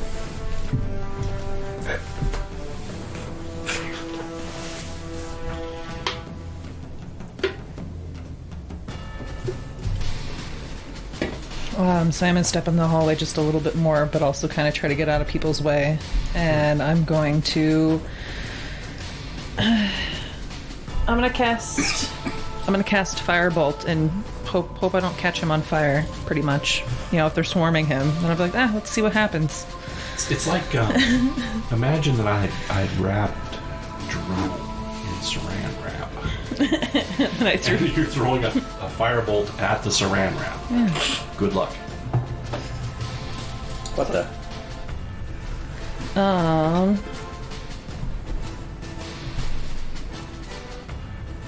That's going to be 14 to hit. A 14 is going to hit. Perfect.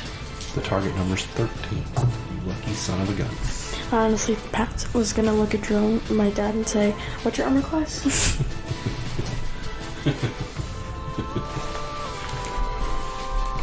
19 points of fire damage. As she steps around the corner, looking down the hallway where you are, a bolt of flame comes launching down. It's dark. It's like being in a tunnel and an oncoming train with its headlight is on, lighting its way up as it flies down there. And blasting the area immediately around you. Coins go scattering everywhere. There's just this blast of coins against the wall, the ceiling, and the floor. And they all fall down, laying dead, black and scorched. on the ground. You still have your eyebrows? You might be missing an eyebrow. You definitely felt the warmth. No way, man. To an edgelord wouldn't feel that. I'm not an edgelord. Oh shit. Nice. It does not appear to be moving anymore. It is not in the air or flying around. It is just a bunch of coins now laying on the ground. So are they actual coins? Do you pick them up? Mm-hmm. They do appear to be of some kind of coin. Correct. No mini mimics, little. Not that you can tell.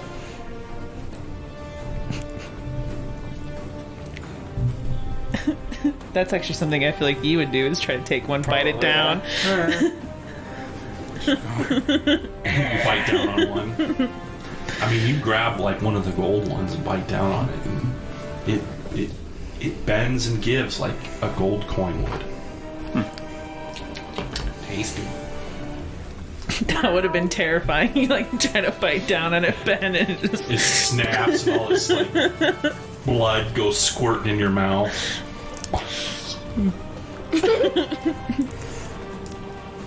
Gross. Is the chest emptied at this point then? Well, it is possible that some of the coins fell back into the chest.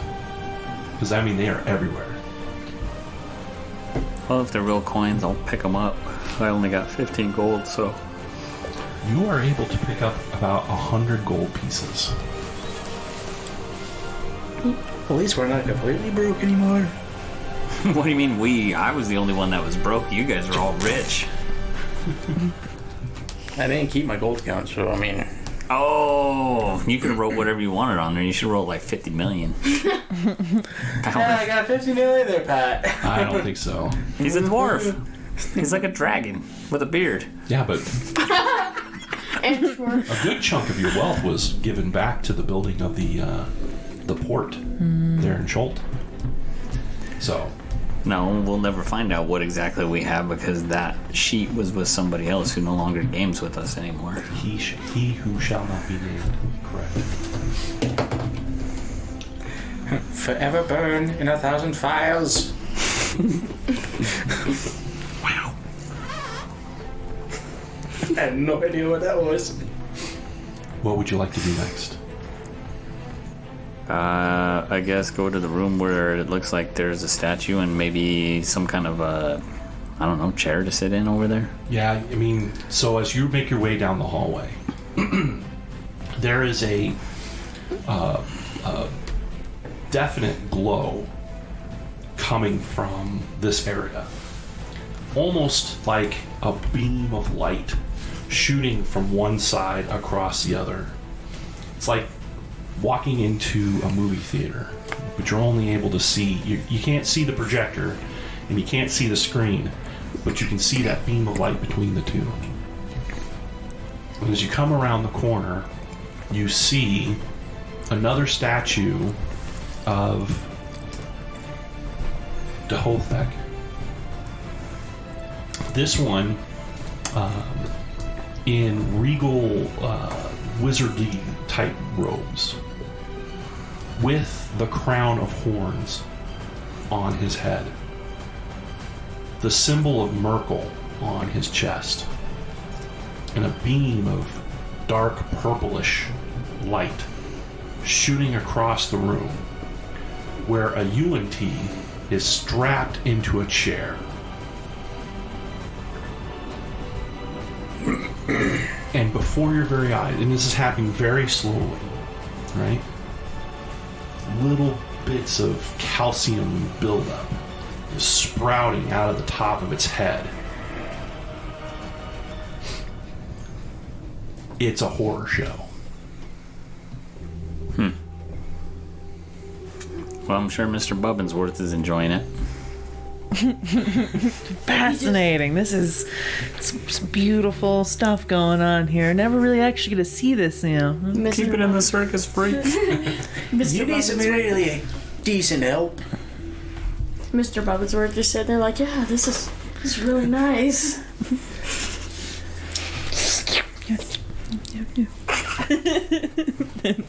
Guess handsome really does come with fucking crazy. Yeah. Told you, super handsome, but The level of craziness is just like on that scale of like 1 to 100. She's pushing like 120. You know what? She went Spinal Tap on me. Oh my god.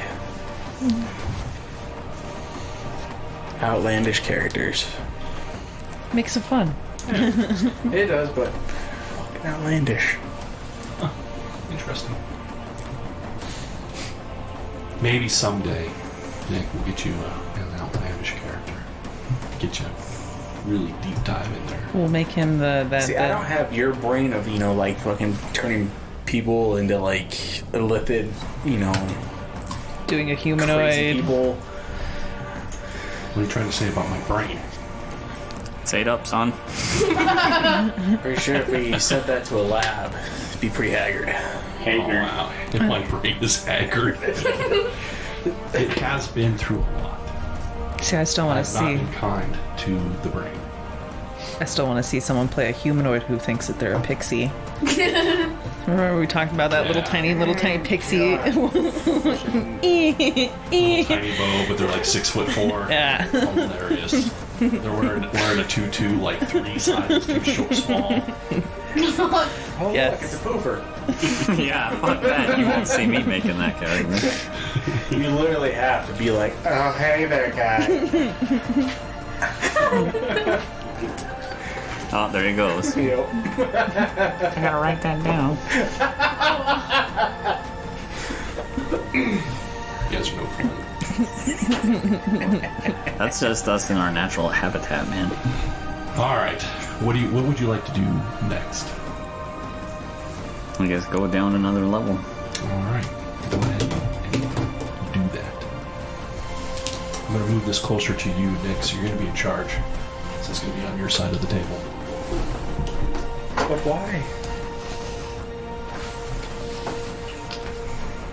Oh, I see we're taking that. Oh, okay. I mean, you can.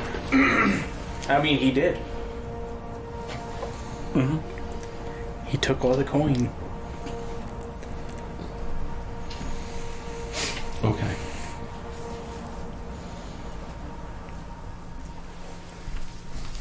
As you make your way down the stairs, again, the environment, the atmosphere doesn't change. It remains the same.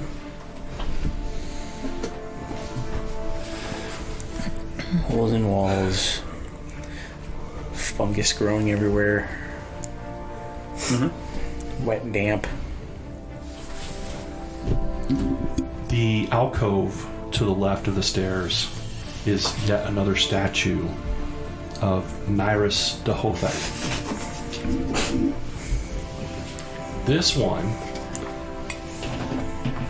he is now in a more decrepit state. The crown is gone. Much like some of the other UNT that you've run into, little horns and spikes are growing out of his skull.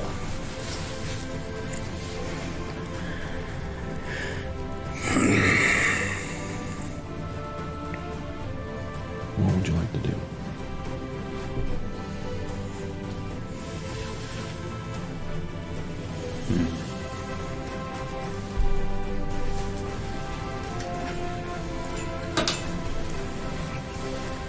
Well, we can take a right, go through all that, kind of circle around.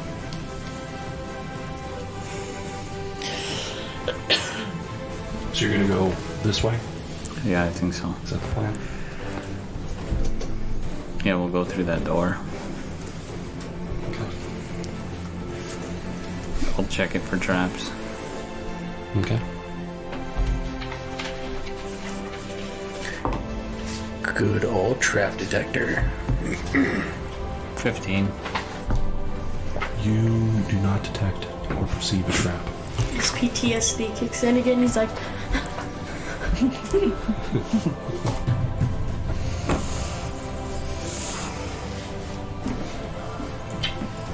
Stone door with the ring in it. Correct. I will try to push or pull it. Okay. Whatever you do first is successful. Okay, so I push it open. Understood. In this room, you see 5 alcoves on the right side. From your position, you can see into the first alcove. There is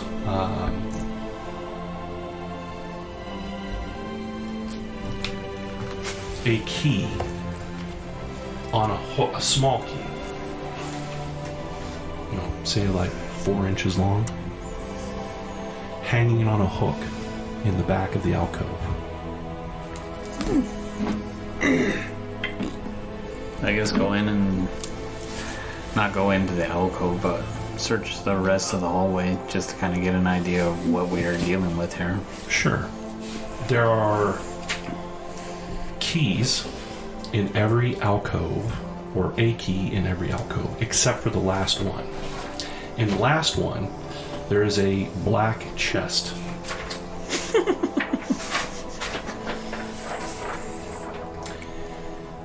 The black chest, just from the angle that you can see, appears to have a keyhole on every side of the chest.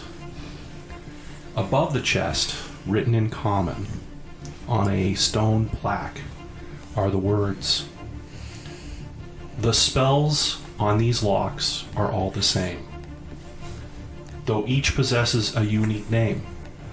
Count on an answer to unlock the way, but use the wrong key to your dismay." I was like, that's a lot to write down. Stretch. So I've got a handout for you. This handout gives you a picture of each of the keys, the plaque that's written, and the black box.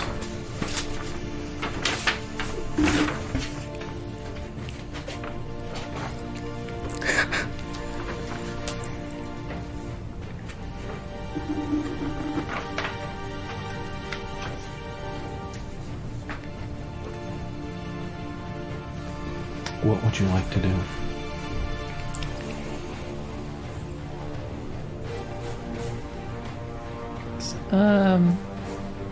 I see you've also written symbols on each one of those corridors. In each alcove, I wrote a number, A number, sorry. and a number equals a key. Okay. So there's nothing like actually walking into the alcove and then like seeing something. Yeah, no, that's for me. Okay. It's to help me keep track of stuff. And you. But mostly you. But mostly me.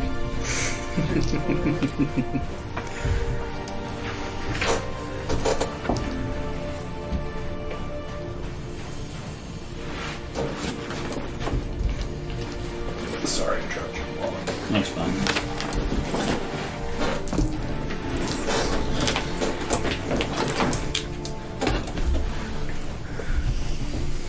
I got it. What would you like to do?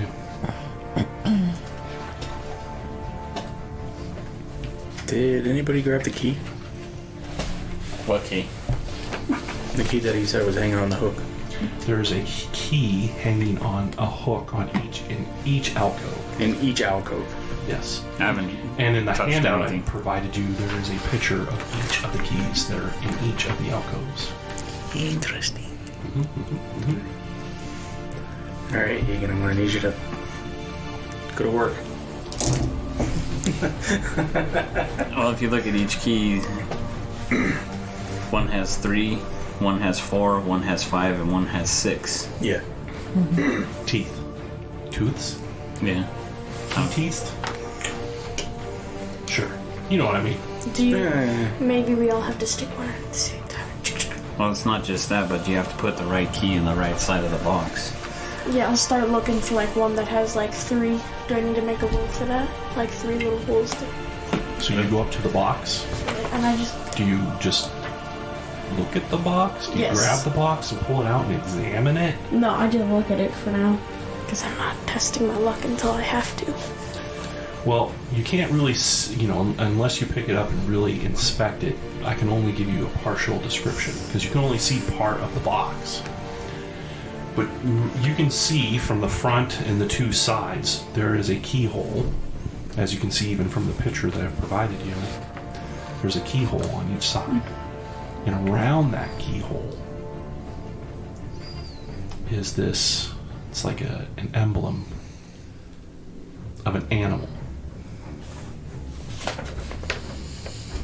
Just based off of the picture that I've provided you, the animal in the front is a bat. But that animal on the side is a spider.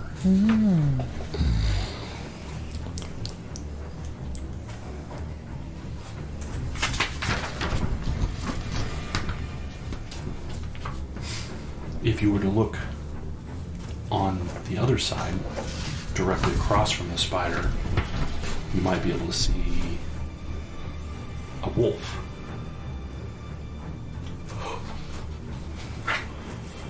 But you can't see what's on the back unless you want to grab that box and pick it up. Instead of picking up, what if we just turn it? Okay. You reach in to turn it. Nah. Alright. Our PTSD is killing us right now. I was like, they look scared, so I'm like, turn. So you go ahead. I'll turn it because I don't have that fear that they have. I understand. That being said, So I watch their scared reaction to see what. as you get close to the alcove, with your passive perception. So imagine this is the top, sides, and bottom of the alcove, like a box, right? As you're leaning into it, through your passive perception, you can see running the length all the way around the circumference of this alcove on the inside are arcane symbols. Do you go ahead and turn that box? No. Not at all, no. Now I'm like, oh. Do I recognize any of them? You could roll Arcana.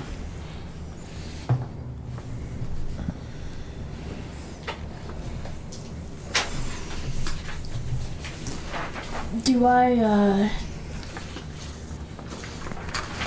15. Are they the same symbols that we've like seen in like the past rooms? No. Okay. This is some kind of something along the lines of a wizard's trap.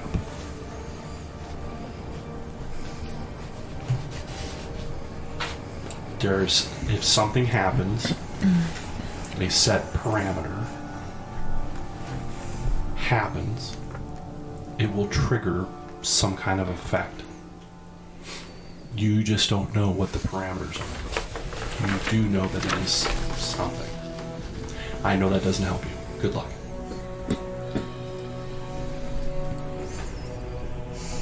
May Timora smile upon you.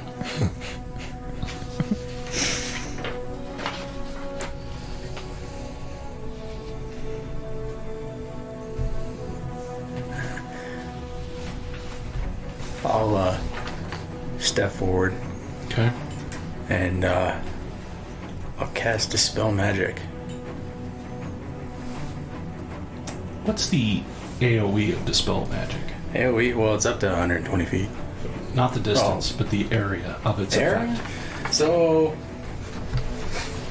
I gotta look for it again.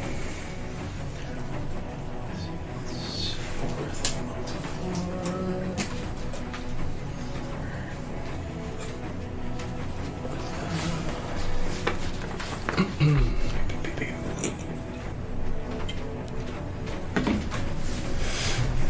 the French toast. What the French toast, indeed.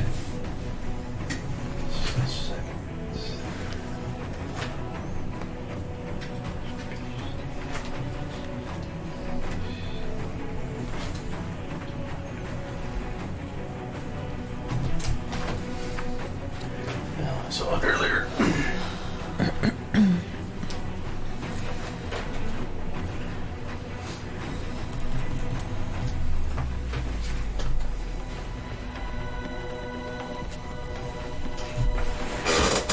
Whoa.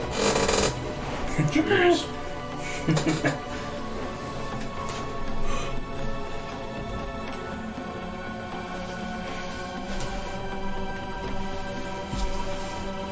Having a hard time finding that card?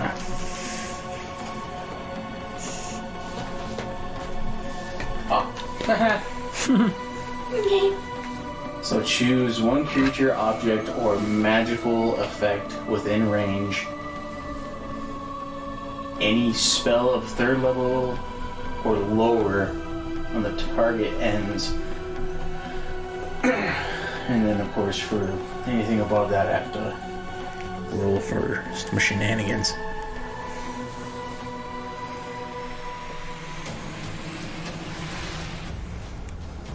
Okay, what I'm going to need you to do is you're going to need to do a spellcasting ability check. So it's 10 plus the level of it.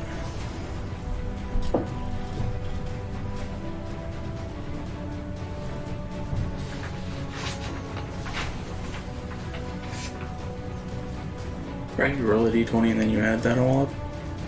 Or is it just your spell? No, hold on. Yeah. Okay, so I'm going to need you to roll that spell ability. It's going to be against the arcana that was cast for this spell. Smooth move. Sorry. Go ahead and roll.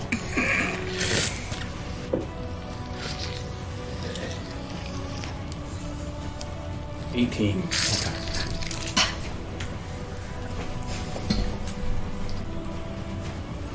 Okay. Okay. You get yourself a Charlie horse. Like, it's trying. It really is. And it's I don't want it. I don't blame you. I do not blame you. What do you do next? Do I see if any... Well, I mean, does anything really happen? Not from what you can see. Okay. Well, I tried. I would like to examine the box. Do you drag the box out and look at it?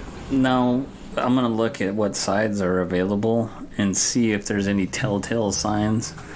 Like maybe something that's grouped in a 3 or grouped in a 4 or a 5 or a 6. No. Because I was like, okay, well, spider has 8 legs, but how many eyes does it have? 8. Does it have 8 eyes? Sometimes, yeah. But then I was Depending trying on to the think. species. I was like, well, what about a bat? What does a bat have on it? 2 wings, 2 eyes,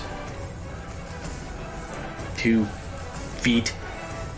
You want to call them that? I mean, the reason why I'm going through this train of thought is because according to the riddle, it says count on your answer to unlock the way. So there's a number involved in this process somewhere. So I'm trying to find the answer of the number of teeth on the keys to something that I would identify where that key goes in the box. Yeah, 'cause you just have one, and the other side would be a wolf, which... The 3 sides that you can see is wolf, spider, and bat. Do we measure its schnoz? Beak? I don't know. I get your thinking though.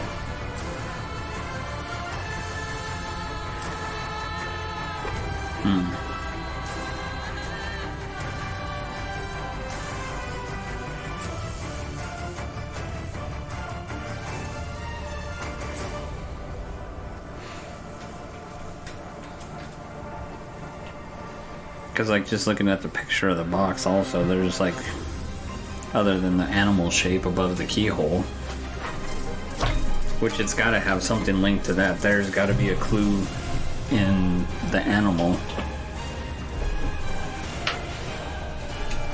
Because the silver rivets that are around it are all, that from what it looks like, they're equal. It's 8 on each side. Mm-hmm. You are correct.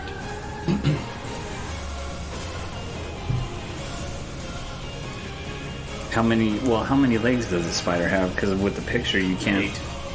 I mean, I understand spiders have, but I can't see how many are on the picture.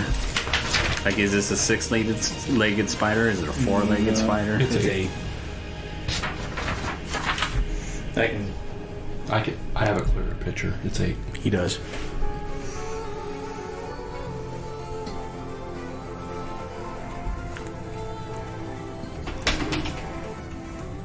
What if peeking our head back at the arcane symbols without getting my head in past it, is there anything that has significance to the spider, to the bat, to the wolf? Not that you can see, no. Okay. Anything, that's from like, anything, I agree with him, anything on like the walls around us, anything on the walls around us that... No. No. There's nothing on the walls around you that you can see that would hint or help you in this particular matter. Letters? Bat is 3 letters. Wolf is 4. And spider is 6.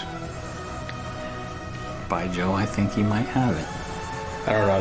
The spells on these locks are all the same, though each possesses a unique name. What? Look at the big brain over here. Lock the way, but use the wrong key to your dismay. This cat's got some tidal wave of wrinkleage going on.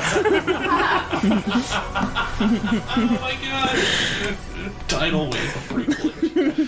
Dude, that's legit that you came up with that. I say that's probably our best bet. I knew there was something with the counting. Dude, that's cool. I would go with that because that makes sense. We won't know until we go to the other side of the box. True. I'd be willing to bet that you could walk through the arcane symbol if you're carrying the keys. But I'll be willing to try it since I'm the trap / You already took damage last round. Yes. Go ahead and get enraged. No, wait, that doesn't work during that. That's not going to work. Magic. Yeah, I'll do it since I'm So you reach into the alcove and grab the first key? Yep. Okay. You do that. And then, since it's 3... I grabbed the 3 one, right? Sure. Alright, I'll slowly put that into the... Well... Do you pull out the chest from the alcove? You know what? Yeah, I'll do it. You do that. And then... You can see, now that he's pulled the chest out from the alcove, that the last creature is a snake. 5. Yeah.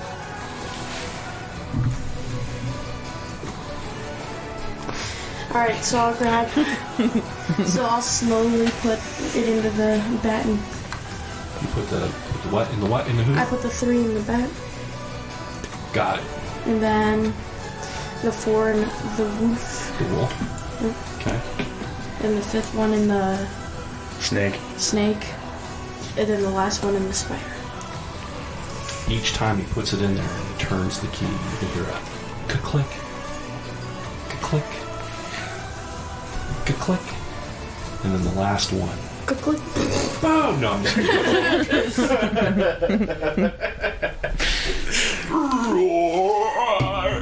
The chest opens before you. Let it be known that was the first riddle that I've solved in any of the campaigns that we've done. We should have some kind of like badges and stuff. Don't do that. Like a PS4 badge. A trophy. A trophy, there you go. You solved a riddle. I just realized. Rare. Rare. I just realized Legendary.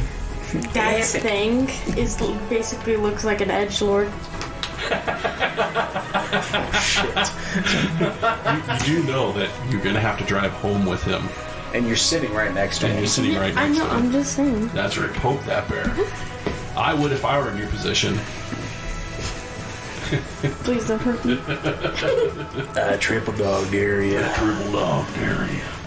Okay, so you open this chest, and inside you find the following.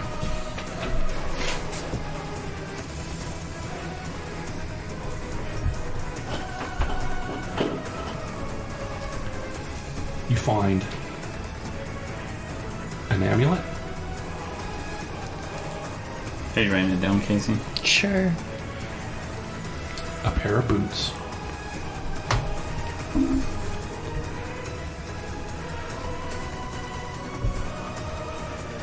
a pair of bracers. These bracers, I have to point them out. Because even just laying there, you can't help but they can't help but get your attention. They're made of some kind of dark blackish iron, an unnatural kind of metal, and it seems like there's just a little bit of smoldering black smoke that rises off of them.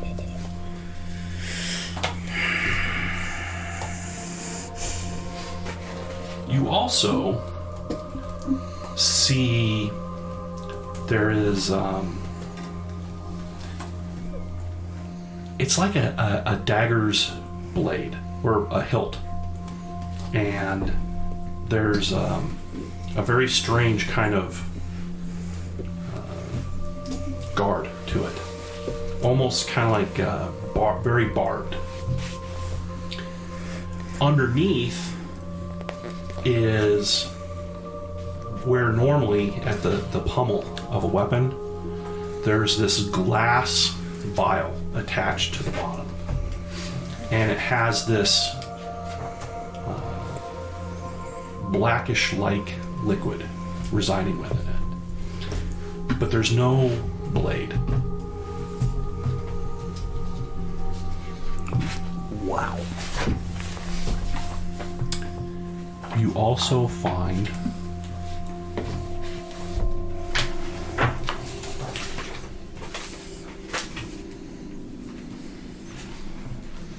$600 gold pieces and 40 platinum pieces. Wow.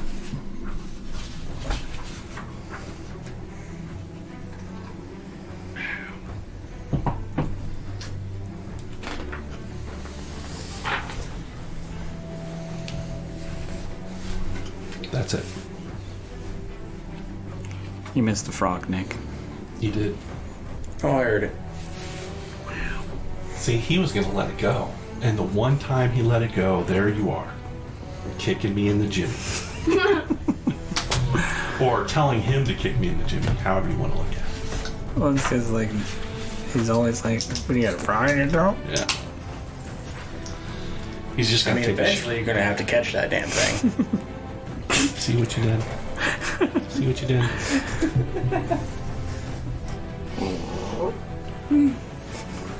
What would you like to do next? Oh.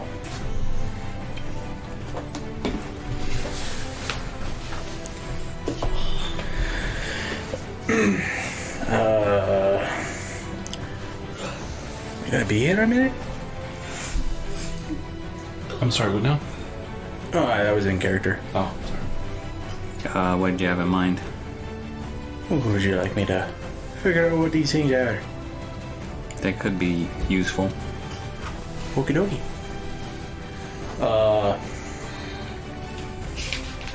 guess ritualistically cast detect magic, see what it is, and then if there is magical items, I guess I will cast identify.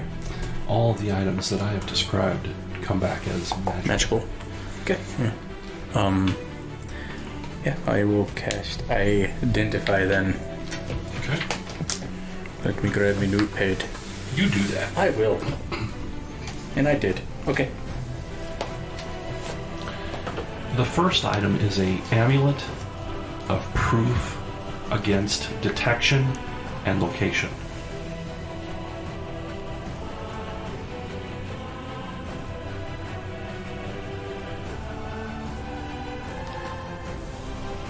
Okay. Boots of striding and springing. Think happy feet.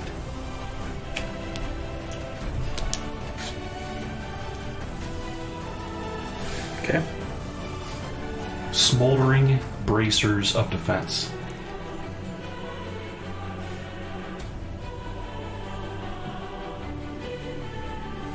+2. Okay. A bottled dagger.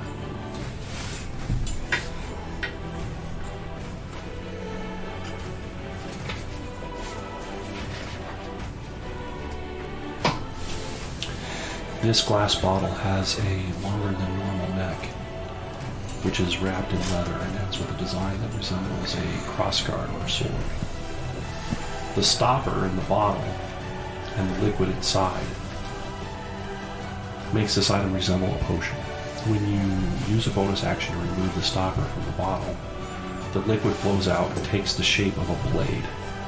The blade lasts 1 minute and contains and it counts as a simple melee weapon with which you are proficient with. It deals 2d8 points of damage on a hit and has the finesse and might properties. The damage type of this blade is determined by the conditions in which the bottle spent the previous night. Below there's a list of bottle conditions. Once the bottle has been unstopped or unstoppered, it must be prepared in order to be used again. To prepare the bottle, it must be filled with water and left to sit for 8 hours. The conditions in which the bottle is left determine the blade's damage type. So, for example, if a vial of acid is added to the water, it will turn the potion green and become a blade of acid. If the bottle is packed in ice or snow, the potion will turn white and become a blade of cold and ice. If the bottle is buried under ash, the potion turns red, becomes a blade of flame or fire. If the bottle is covered by a mound of sand, the potion will turn blue and become a blade of lightning. If a drop of blood is added to the water, the potion turns black and becomes necrotic. A dose of poison is added to the water, the potion turns yellow and becomes a poison blade. If the bottle is kept in total darkness, it will turn purple and become a psychic blade. Or if holy water is used in place of the normal water, it will turn gold and will be a radiant blade. And now Who would like it? he would. Me. Are the rest of them something that you can find Yes. in which book? The DMG. Okay. Thank you. I would also imagine that I have a card for it. Well, you can actually find that in the card or the items, because I have all those in here as well. Okay. There are also inside the chest, a bunch of papers. Not combined, not in a book, not in a scroll, but scribblings. Like a child wrote on a piece of paper with charcoal. and the word black and staff are written over and over and over again. Like the ramblings of a madman. Like in the movie The Shining. All work and no play make Jack a dull boy. All work and no play make Jack a dull boy. Page after page after page.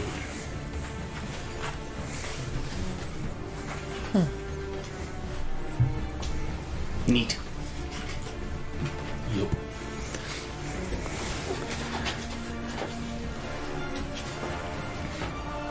What do you want to do next? I guess I could check that doorway that we're right next to. Okay. 21 to detect traps. You do not perceive a trap. I will push on the door. Okay.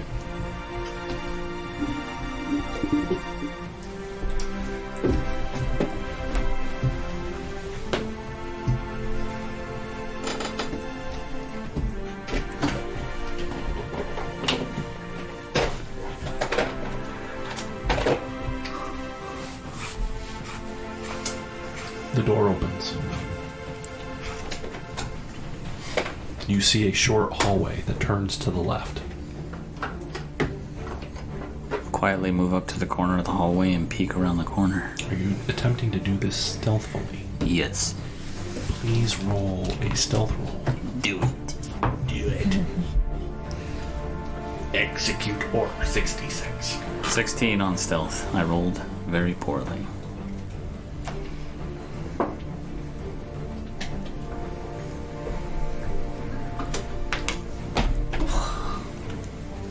A 16, you say? Yes.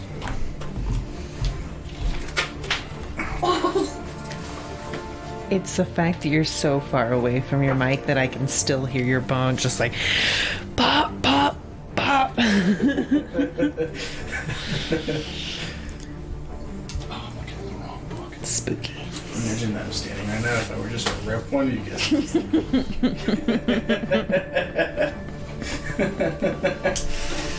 You need to get closer to the mic. Well, I know, but I'm standing so I can, instead of having to. Here, would you like me to do this? If you're gonna talk, yes, please. I don't want to talk. Talk Wow. is for sissies.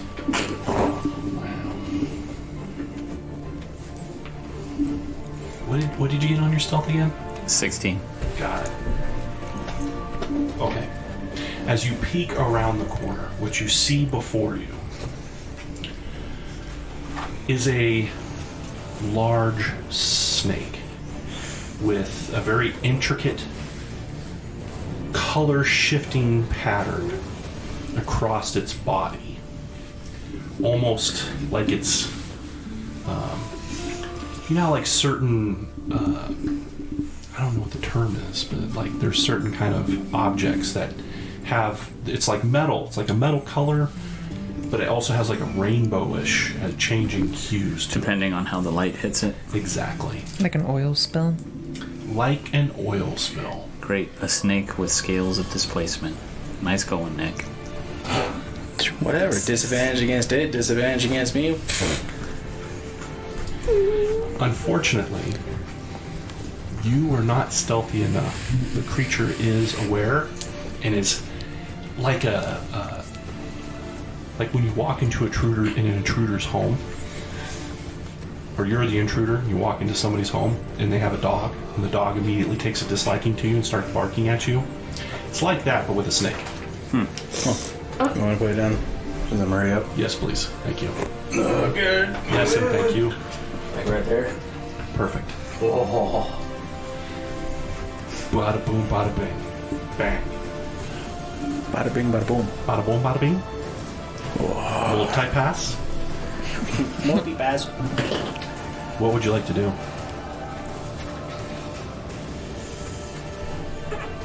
Just close the door. Is that a cat? It's a large snake.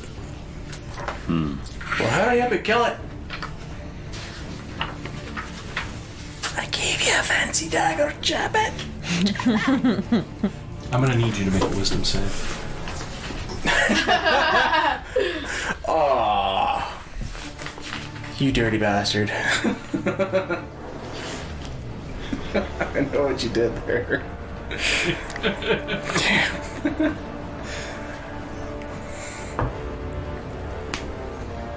You got a nat 20 on that? You lucky son of a gun. So good. Oh, look, a different dice, too. How many cheater die do you have? Enough. As you're looking back and forth, looking down the hallway, talking to your friends, and then looking back into the room, juking, jiving around that corner, the shifting colors of this snake kind of almost like soothingly try to hypnotize you. It's only for a hair, the fraction of a second, where you can feel yourself kind of like going into a subconscious or unconscious state, and you shake your head, fighting off the effect. This only seems to upset the creature that much more. That wouldn't be a charm effect, would it? Not exactly, no. I was gonna say, because if so, I get advantage. It is technically not a charm. Just like the trap of coins technically wasn't a trap, I get it.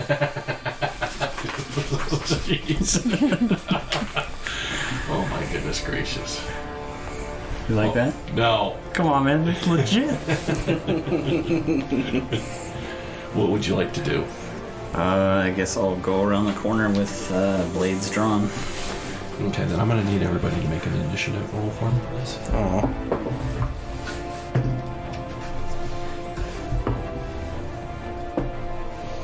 Ooh. Thrander, 6. you're over there snapping your fingers like you got some good stuff. You got a 6. I was snapping at his 20. Oh, okay, yeah. Give me 23. Wow, look at that. Mr. Bubbinsworth. 16. Rubane. 21. Looks like I'm sitting this one out. This is going to be Geth, followed by Rubane. Followed by Bubbinsworth. Followed by me. Thrander, you're going last. So, followed by me. Can you move me up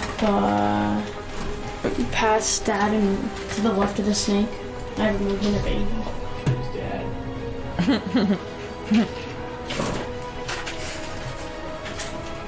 Yeah, that works. Oh wait, actually, can you move me over one space to the left so I have room for other people? He said that works. Alright. And I'll swing on him. Swing better, swing better. Yep. Swing 2 times since I need to be enraged to swing a third.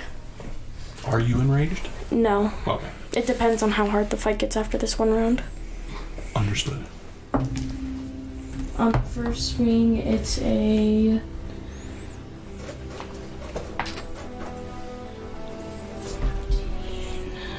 23 to hit.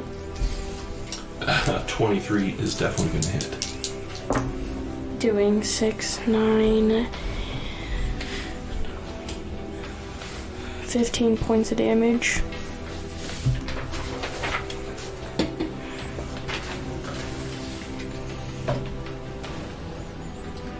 Okay. On my second attack.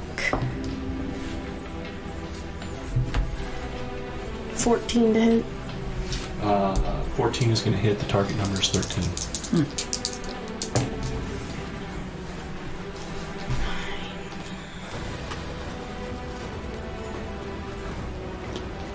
17 points of damage.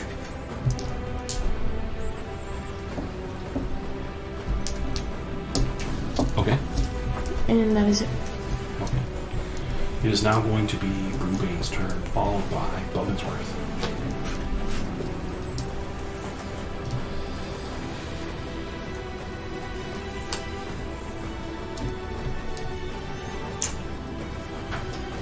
Shenanigans. Shenanigans.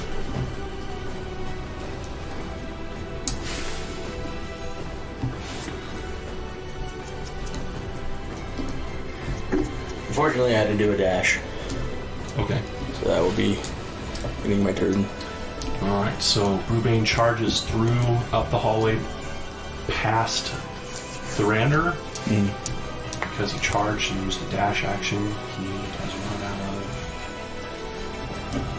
his ability to attack this round. So, it is now going to be Logan'sworth's turn, followed by me. I guess, will you move me up 30 spaces? Sure.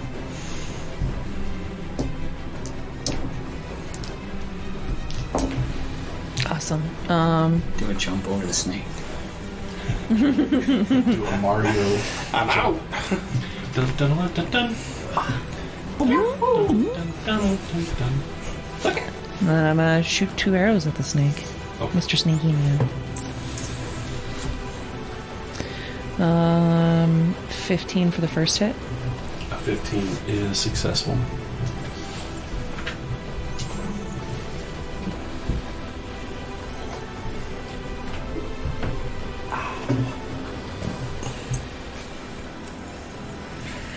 Doing 8 points of damage. Piercing damage.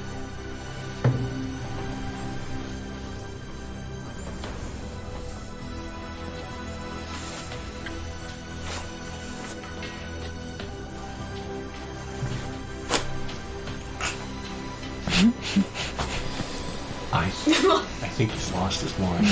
I'm gonna throw a dagger at it. Oh, okay. Mr. Bums. Second hit is gonna be 22. The 22 will hit. Doing 12 points of piercing damage. Okay. The broke Egan. It's like, Oh, jeez. Alright, so are you done? Yes. Are you done? Jeez. Going to hell. I've never done that. I'm never done. Oh my goodness gracious.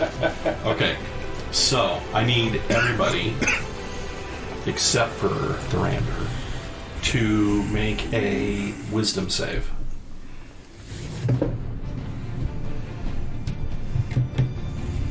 Wisdom save. Wisdom save. Yeah, I know.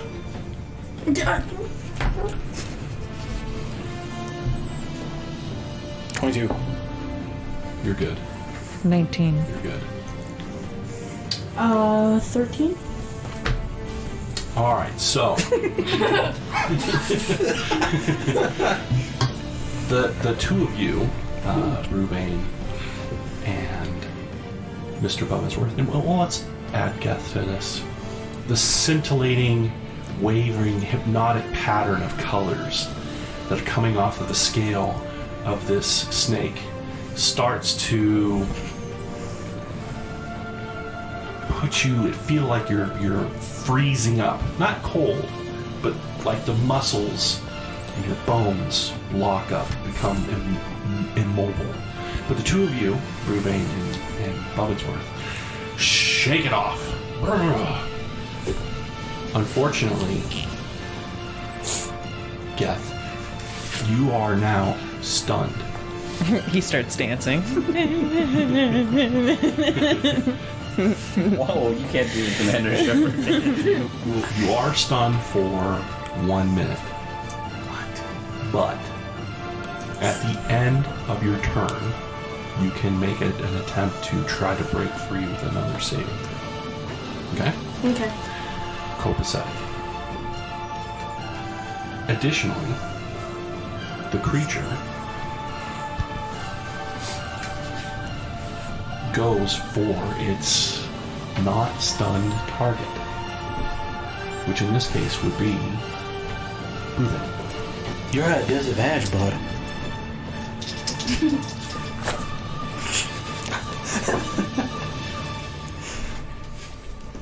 It still successfully hits you with a striking bite. You're going to take 5 points of piercing damage. Okay. there would be additional damage on top of that, but I believe that you are immune to poison. Yes, sir. How convenient for everybody to be immune to It pays off. It does, doesn't it? You said how many points of damage? Sorry. 5. 5. Okay. Thank you, sir. Yeah, I said 5. That's why I need to join a faction with Alejandro, Yeah. because he's not immune to anything yet. Yeah. Understood. Isn't he the one who kept Alejandro? That's the one who's in hell. Avernus, yeah. Yeah, Bruce. Good times. Maybe you can join a holy order or something. Yeah. I mean, you're kind of friends with the celestial dwarf, so I mean, you kind of have to at this point. Maybe I'll multi-class into paladin. Ooh. Oh. And I know who your patron could be. The dwarf that's like, today. Right. We're gonna die today. He is a celestial now. So if he says today, then it's gonna be even scarier. I would be terrified. You're like in a mid-fight. You're in mid-fight and you hear from the skies, today is the day. I might even poop a little. Alright, and shark myself.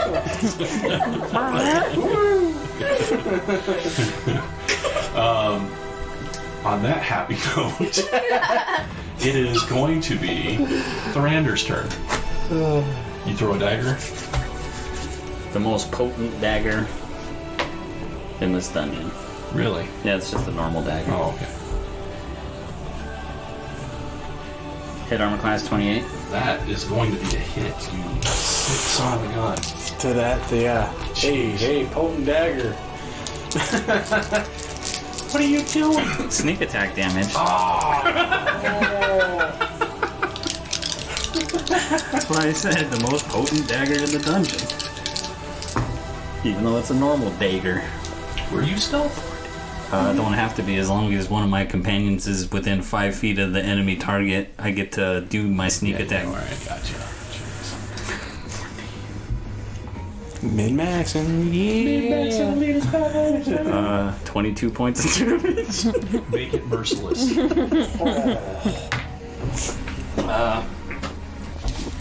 So he's behind the corner and he's like, oh. And then he's like, and then he ducks back behind the corner as the dagger right into the middle of its eyes. Just buried to the hilt. Buried to the hilt. Hiss. It's still up. It won't go down. Whoa, it did there. Yeah, it did. Alright. Got it.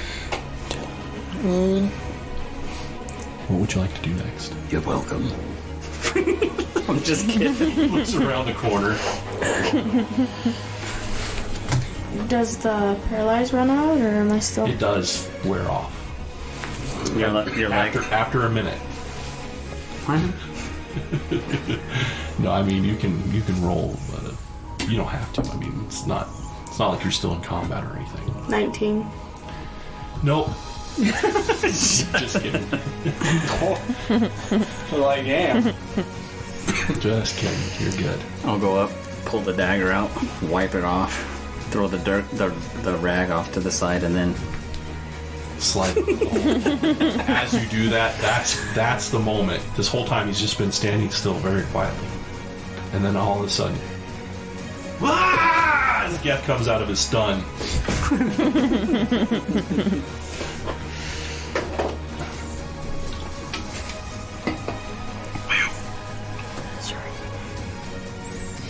He's all shaking over.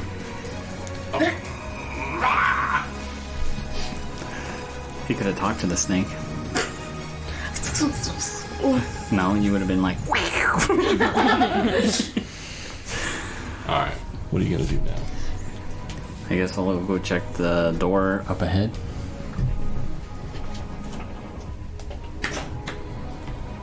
What if this is where the ledge lives? He'll just stop time and then hit us with 5. Oh, God. Okay, you check the door. I got a 24. I'm just saying, if he does do that, I'm quitting. If I do what now? You What do I have to do? time. All I have to do is stop time? Got it. Understood. Do it, I dare you. Wow. You double dog dare me. Okay. Duly noted. Just remember, I run a campaign too there, bud. I know. Not today. Oh. Not today. So you check the door? Mm-hmm. What'd you get? 24. Yeah, you do not detect a trap. I'll push the door in. Okay. Give me a moment. Okay. Okay, so. Thorander, you open the door. Mm-hmm. And you look into the next room. What hits you first is not what you see, it's the sound. It's this. It's like the sound of Indiana Jones in the Temple of Doom. And he's gone down into that room. And there's just snakes No. piling out of all the holes. There's that continuous cacophony of hissing. The difference is, that's what you hear. But the difference is upon actually looking in the room, you only see a single figure. This single figure is an abomination the likes of which you have yet to have seen. Because it's like a snake hydra with like 15 different snake heads coming out of the torso. And all these snake heads make up the arms and faces. And there's like 15 of them. Overall, though, the creature is a medium-sized creature.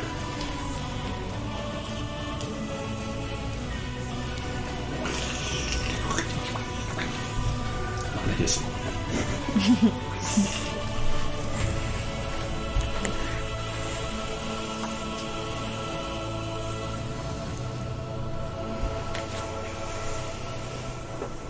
You can't, and this is like multiple voices speaking at the same time.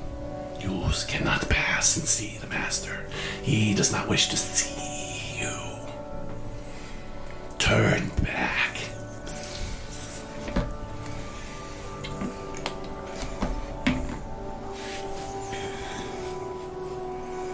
Intruders, turn back. Turn back now. Or feel the might of the masters.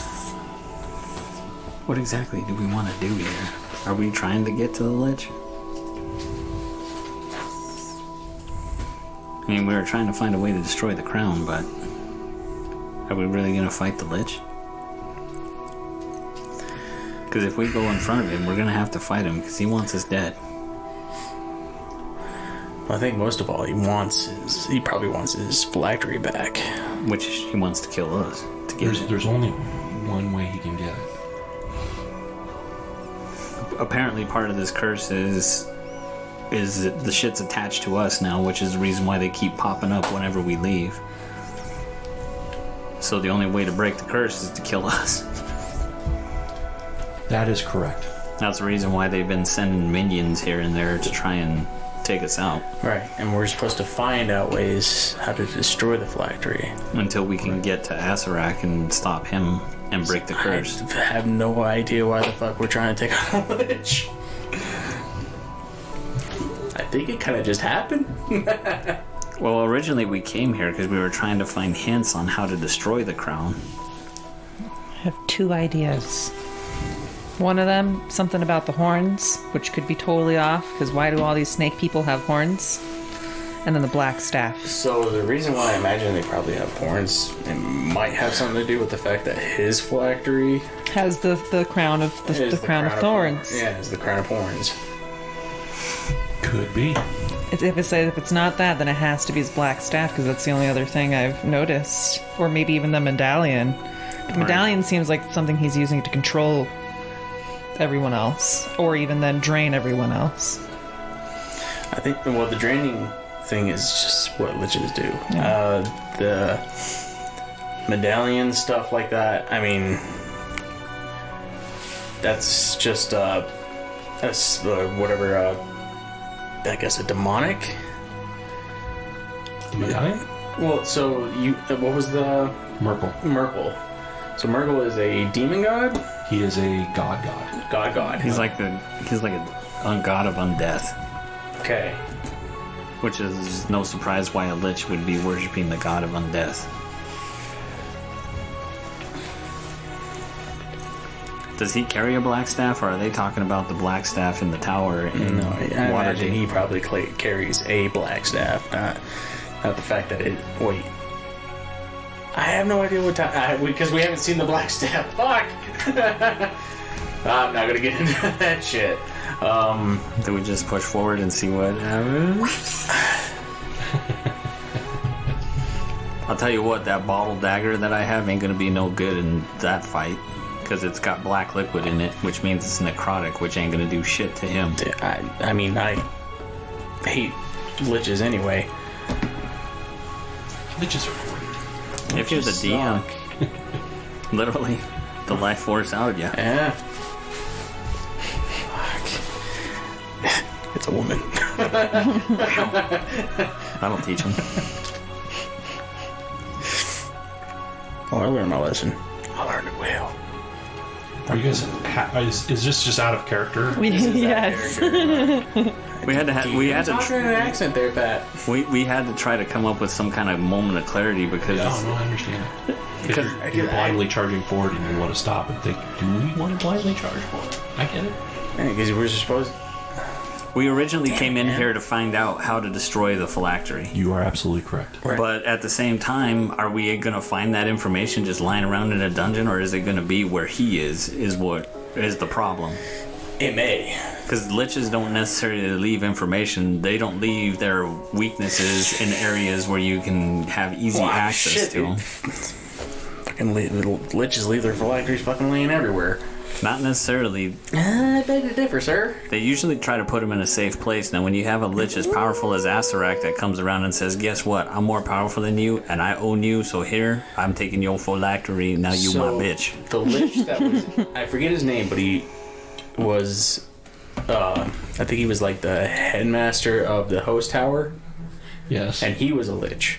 And of course, he kept his phylactery and everything like that in his fucking office. Uh-huh. So, I mean, it's not like they don't hide this stuff. You know, and granted, they could have, like, Azrak. I mean, I imagine... I don't think it's just one phylactery that they have. They could have multiple, if I'm correct. In normal Dungeons and Dragons mythos, it's one phylactery. It's one phylactery. Where Okay. the multiple phylacteries comes into play is Harry Potter. Yeah. Huh. But I mean, his was in his office. I mean, he always kept it near him. But that's the difference, though, too, though. Was, keeping in mind, he was in the host tower, though. Yeah. Like, nobody could just walk in there. Yeah, but the thing is, too, is that the host tower was literally destroyed. Oh, yeah. And everything like that. And somebody still got a hold of his phylactery, even though he went down into, like, the underneath where the host tower is, where it's just like, it's like a gigantic tomb. Yeah. I think the way to think about as what phylacteries are and where they're kept is completely dependent upon the lich that you're dealing with. Yeah. Some liches are going to have, they're going to be so full of hubris that they, you know, it's going to be like a cock ring, right? Where others are going to bury it deep, deep, deep in a deep dark hole where hopefully nobody will ever find it. Yeah. So who knows? I mean, he might have information, maybe, but the fact that, like, we have no way of, like, actually trying to figure out how, or, you know, where to look, everything like that. I mean, it wouldn't hurt. Just I mean, it's probably gonna hurt. But So there are still areas that you have not checked. Yeah. checked. 3 that I'm aware of. Should we close the door and come back? I'm okay with that. So I guess final decision comes down to you and then Mrs. Button-Up Coat over here. Yeah, I would agree upon that. Just my character would be like, we don't know enough. Let's.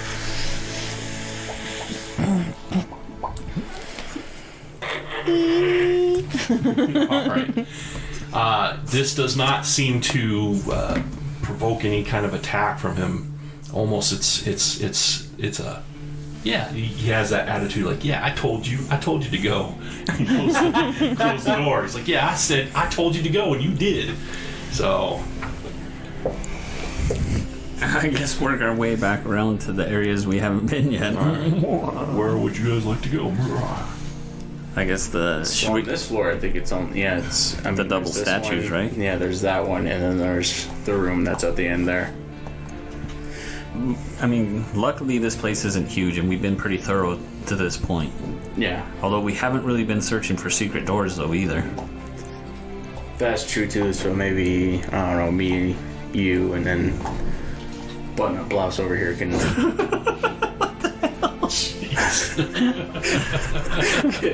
can actually, use some perception rolls to see if we can't find some secret doors.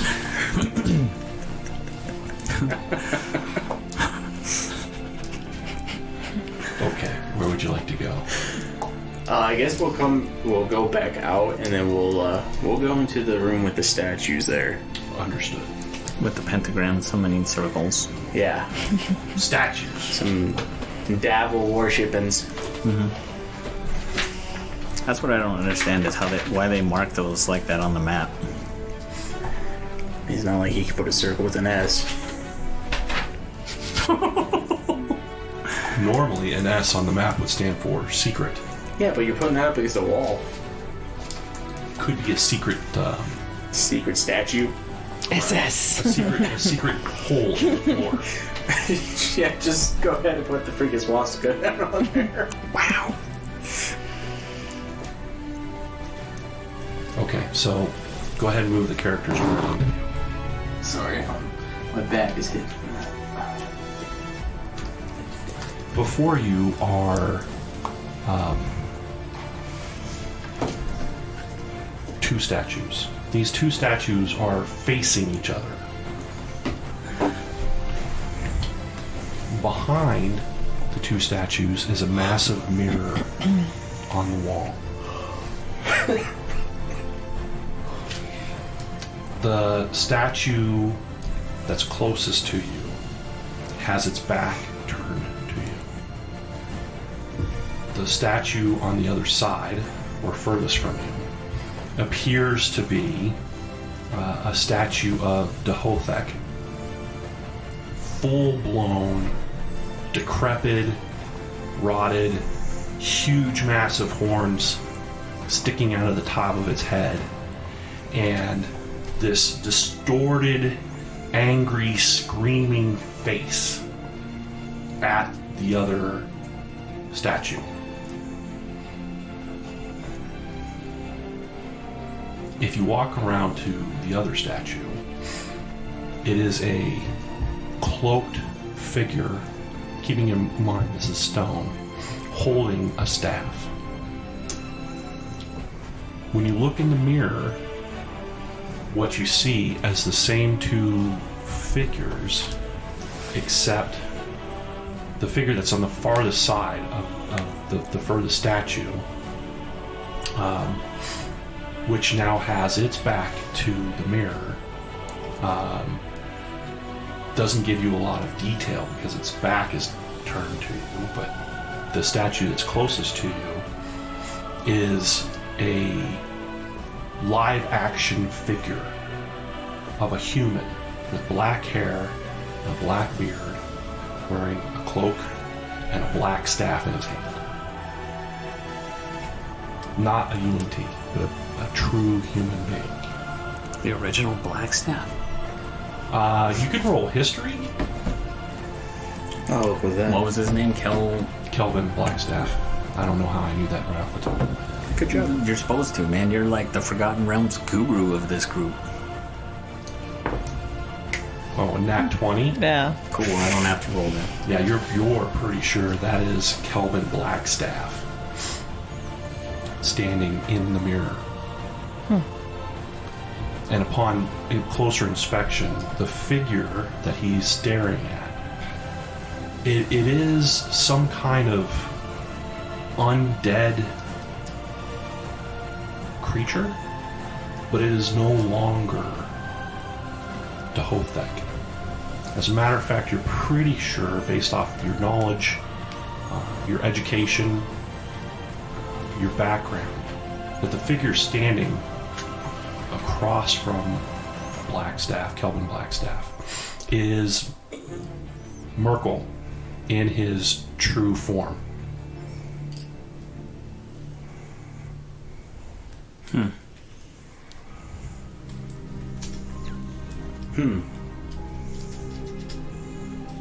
And you said it's given like that pose of like it's screaming. The statue is. Yeah. But in the reflection of the mirror, we see it as Merkel. Merkel. In his Prime. in his prime, a figure, a god of power. Kelvin facing it without fear, resolute, determined.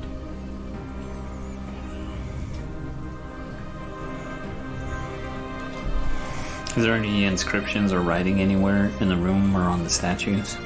There is not.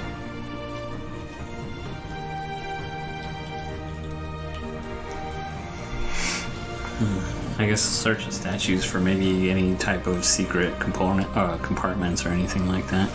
Sure.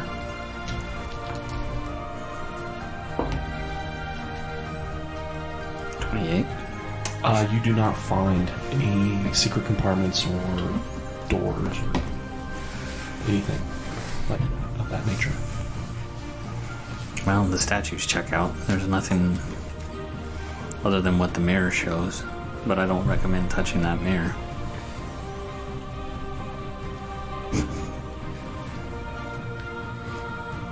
I'm just thinking again on like the amulet, the staff.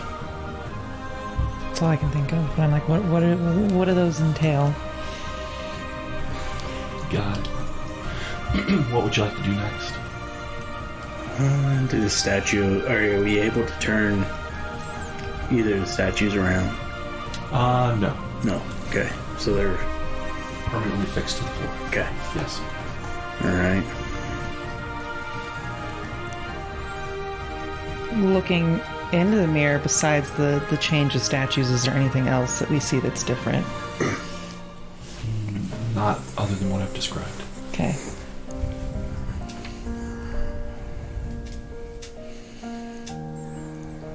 Oh, there is one thing that you all notice.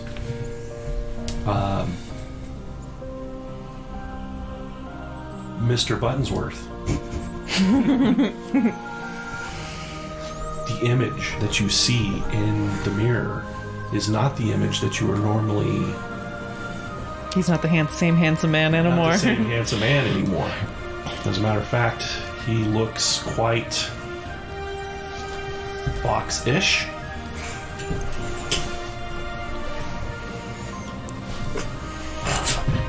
Like an upright bipedal fox 3 tails. with 3 tails. And black, right? Yeah. Yeah, black fur. Maybe some like little white spots. Yeah. Little golden eyes. Do you have your mask off? Yeah. I guess I've had it off for a while now. Yeah. I guess I see that and I'm like, I gotta put the mask on. Damage has already been done. We know what you are now. We'll be talking about this later. It brings me back to when they transformed into the tigers and Chult, and like the PTSD kicks in from the tigers and Chult. The were-tigers. Yeah. Yeah. Good times. We were tempted. Good times. Being a light control were tiger, that sounds kind of cool. Being a barbarian. Were-tiger? Holy shiza. Nice. The opportunity was there. Like, But I mean, you wouldn't wouldn't even have to rage to take half damage. Not only that, it's like you wouldn't need healing all that much. Yeah. As long as it wasn't silver. As long as it wasn't silver. It's the only thing you really have to worry about. That, I mean, you still have to worry about magic and stuff like that, but shit. Fireball. Time stop. Fireball, fireball, fireball. Like, holy crap. Yeah. I do it. Were-tiger dwarf? Fuck. This coming from the guy who has a deck of many things. He's not doing anything with it. Not on this character? Oh, yeah, a different character. What? That is the story, isn't it? No. Is that No. that's The not celestial story. dwarf. That's the Thoradin. That's a celestial dwarf. Has a deck of many things. Yes. Okay, so what do you want to do next?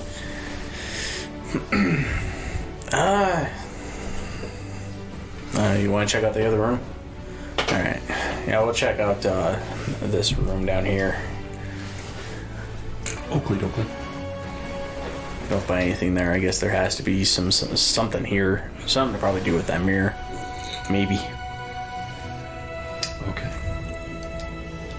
After seeing the statue, I'm more convinced about the black staff being involved somehow. Because as far as I know, even if it's not the original Kelvin Blackstaff, the Blackstaff itself, you get the name because you carry the black staff. Mm-hmm.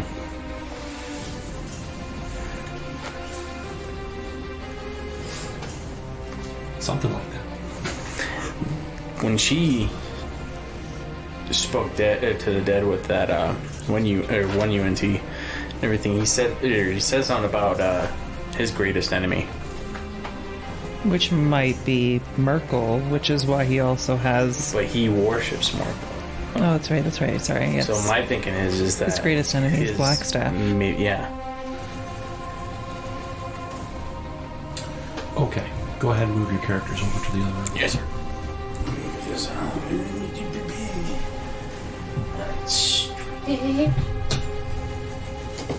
Oops. I guess he's dead now.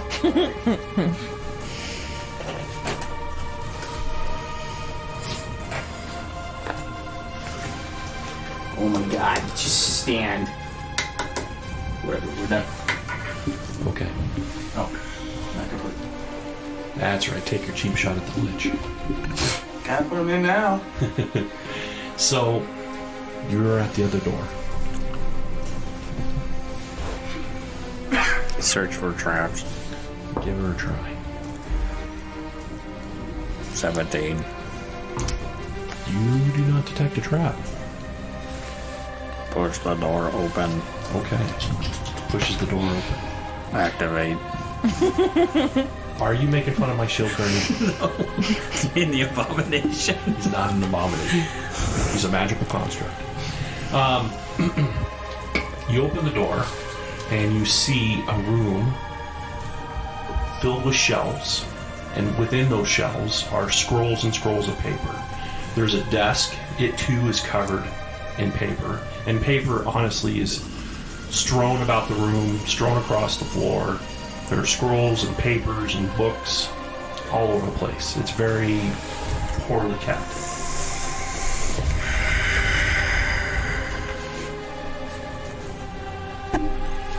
Do you enter? Yeah, I guess. You go in. You want to say that a little bit more ominous? Do you enter? Perfect. I assume you want to start searching? Yes. As you start searching through the paper on the floor and across the table starts to shift and move. Almost in like a swirling pattern. Mm-hmm. Piling up on top of each other. Wrapping and twisting and turning. Until before you stands... A paper golem. Ah, this crackhead. Oh. What the? Kind of like a paper golem. Light it on board. Get me a touch. We can't risk damaging shall it. Not disturb the master's study. Intruders. We'll put everything back as we found it. You shall not touch any of it. I got you for 3 minutes. Well, would you be able to show us then?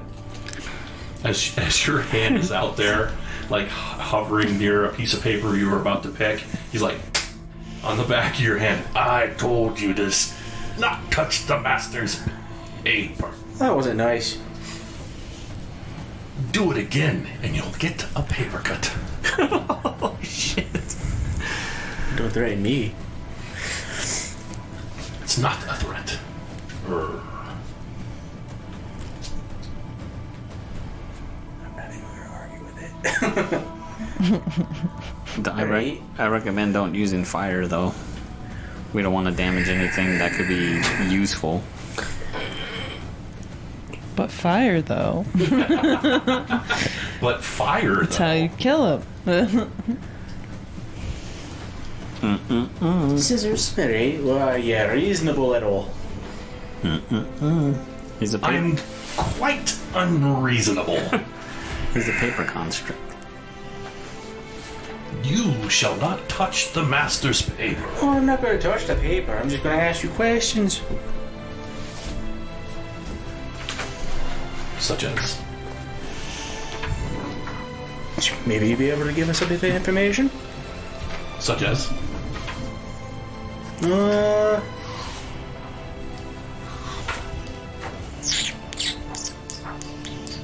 How do we free the master from his prison that he's placed himself in his crown? The master must have his crown back. For it contains the missing parts of himself.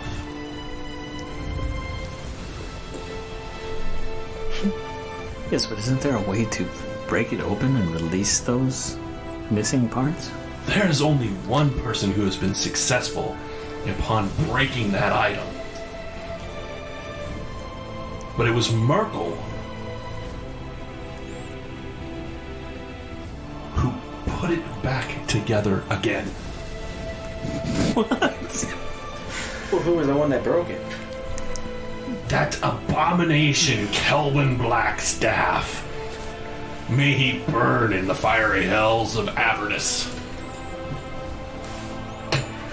Well, I think we got our answer. How did he break it? I don't remember. I believe it was through a series of spells. But like I would tell you, and give away the secret, I shall not. We just want to make sure we don't do those things. What type of spell should we not use if we're trying not to break it?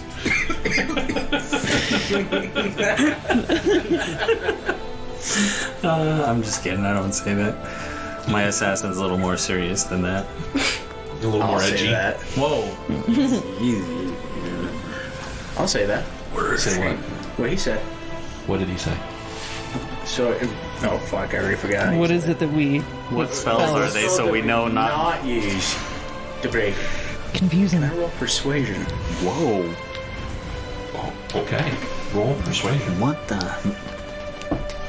Isn't it actually? It's almost kind of like deception. Is it deception?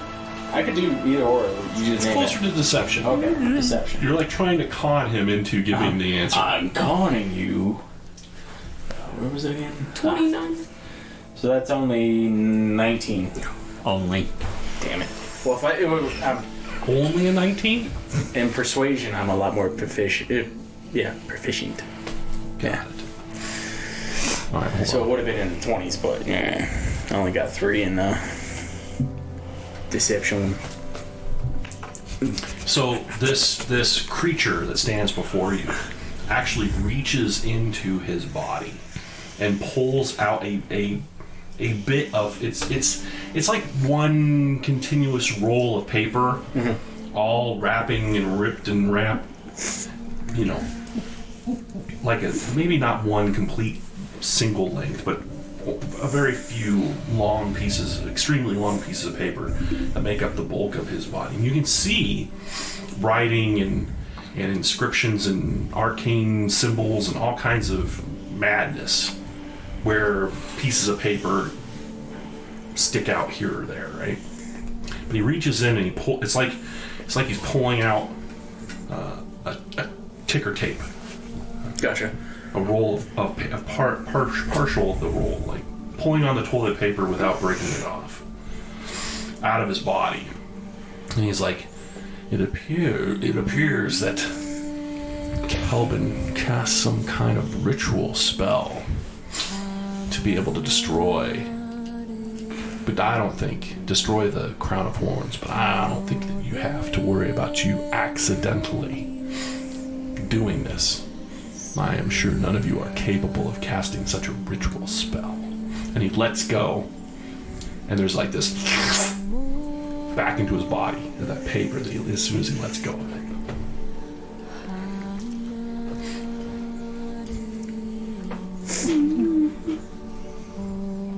Now be on! Leave the master's study. Intruders are not wanted here.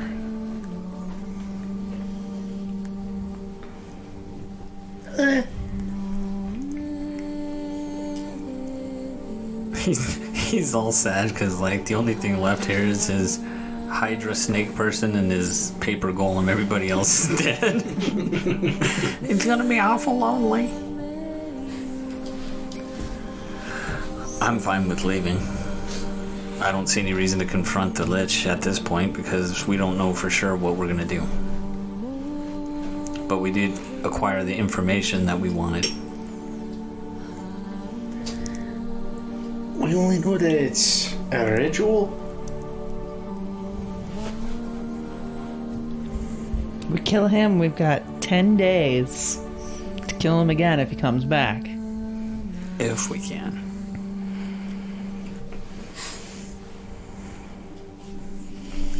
As you say that, just... I'm sorry, what did you say? They said, and all of a sudden Pat goes, as you say that. As you say that. You're going to kill me, are you? That's quite fancy. I did put a kettle on. Would you get to stay for some tea? And biscuits. What do you guys want to do? How do you want to do it? I'm up for leaving and getting more information. So, like, out of game, I'm up for leaving and getting more information from the Blackstaff to see if the Blackstaff can actually do it. Because if the Blackstaff can't do it, and we kill the Lich, it still leaves us with, we have no way to destroy the phylactery. Or we kill the Lich and ransack his room, hoping to find something else more definite in his room. But at that point, I'm almost thinking any information that would be useful would probably be contained here in the study. Oh yeah, it's in him. But that's the thing, how do we destroy him without destroying the actual documents that we need? I am standing right. That's why I said out of game. We're metagaming right now. Okay. You guys are metagaming the hell out of this. We're talking amongst ourselves without talking amongst ourselves. So your characters are talking to each other telepathically. I'm looking at the group like this. Wow, wow, wow, wow, wow, wow. I want to be a part of the conversation. No DMs. Aww. No DMs allowed. I don't know, it's a tough decision. Yeah.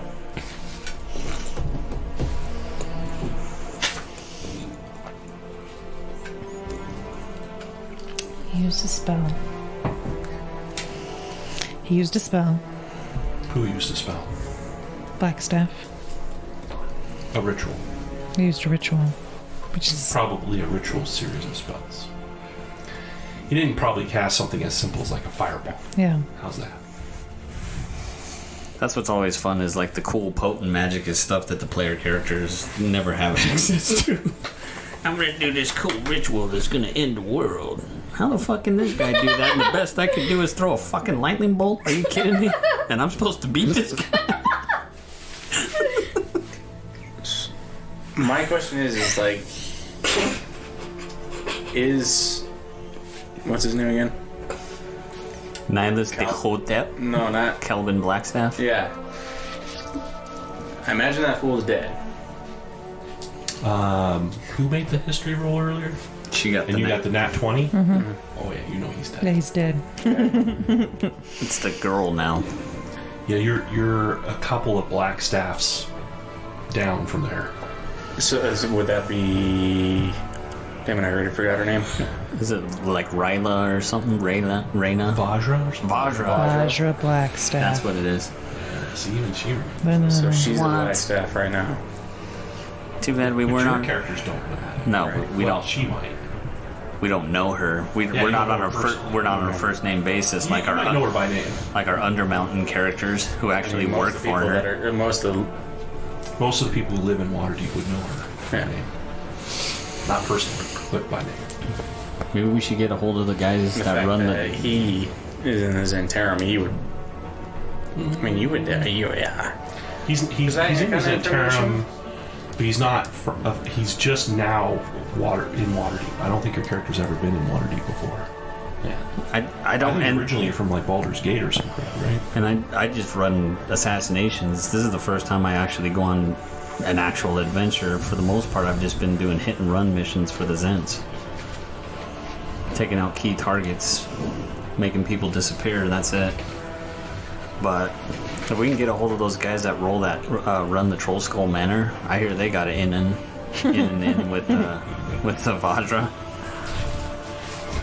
That's not in this timeline. Shut the fuck up. Well, actually, it is. Wow. You guys, the Trollskin Manor characters are currently in the middle of the Dragon Heist. We're currently in Undermountain. No, he said Undermountain. the Dragon Heist. Before we made that ridiculous bet. Before you made the ridiculous bet to go on That bet wasn't ridiculous, man. It's only 5,000 gold. Yeah. Well, originally we wanted to bet literally everything we. That was everything. I thought we had more No, than 50,000. dude, I was the treasurer, and I bet all our money. It was 5,000 gold, but we've already recovered that and then some just by going into Undermountain. So even if we don't win the bet, if we're still alive, we're okay. Plus, we got the Troll Skull Manor. We're good, man. We got our tavern. We got our halfling lycanthropes chilling there. It's all good. All great. What do these characters want to do? Honestly, okay, If so you wanna like, leave, then, I mean, let's leave. I mean, if you guys want to take him on, that's fine. I will help fight. At the same time, it's just at this point there's too many ifs. Yeah. You know, even if we do have 10 days, what if the ritual to destroy the phylactery takes 12? You'll be healed up by then and we can fight him all over again. Which at this point he's now ready for us and set up. Just cast a mass healing and probably everybody would be back up. But the thing Not is, that damaged. the thing is, you know, liches don't live as long as they do by being stupid. He's gonna have contingencies. He's gonna have backup plans. You know, who's to say he's not like Asarak?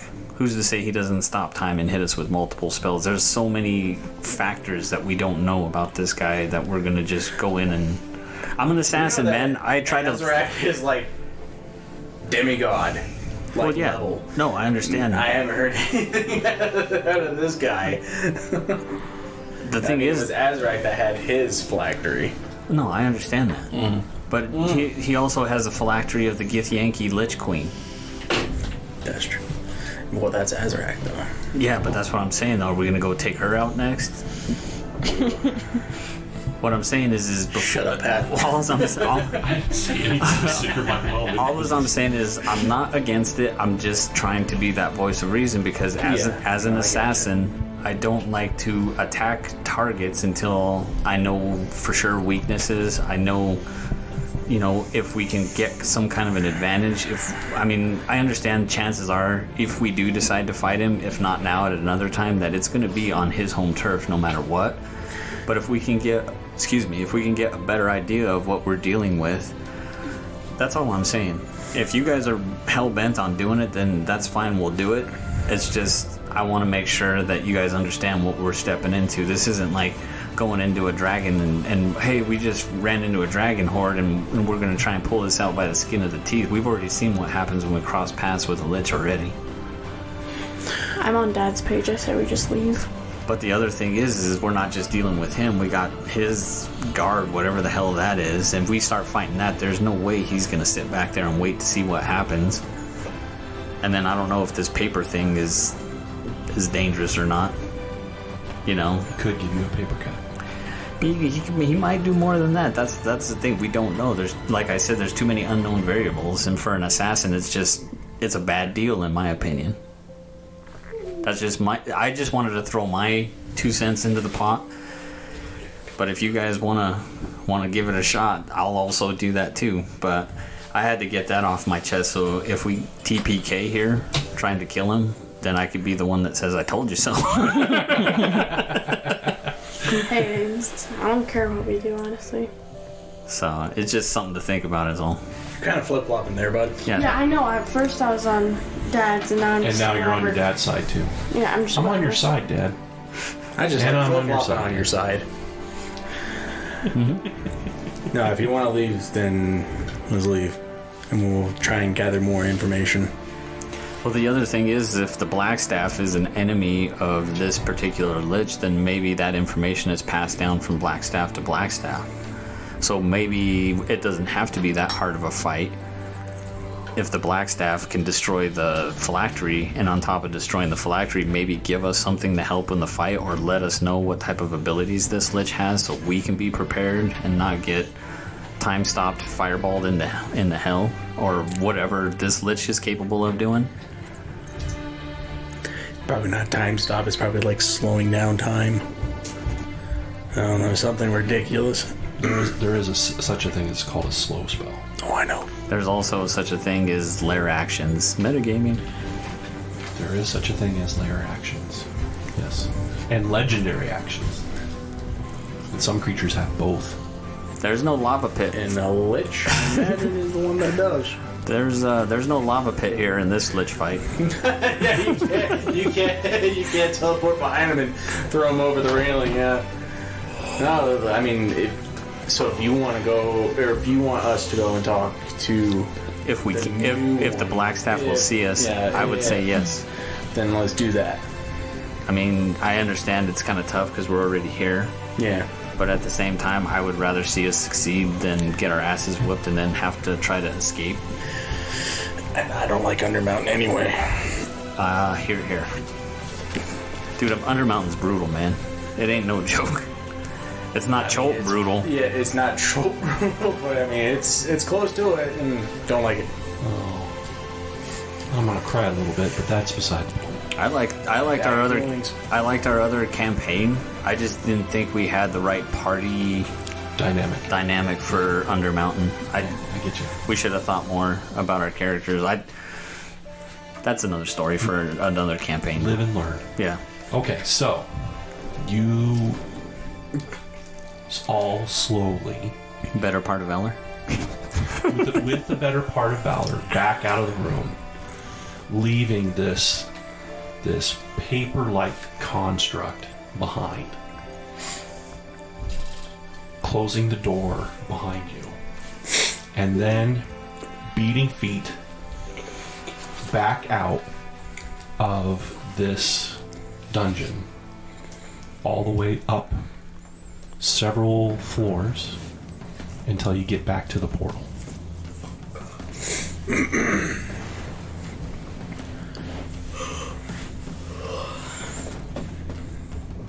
What do you do?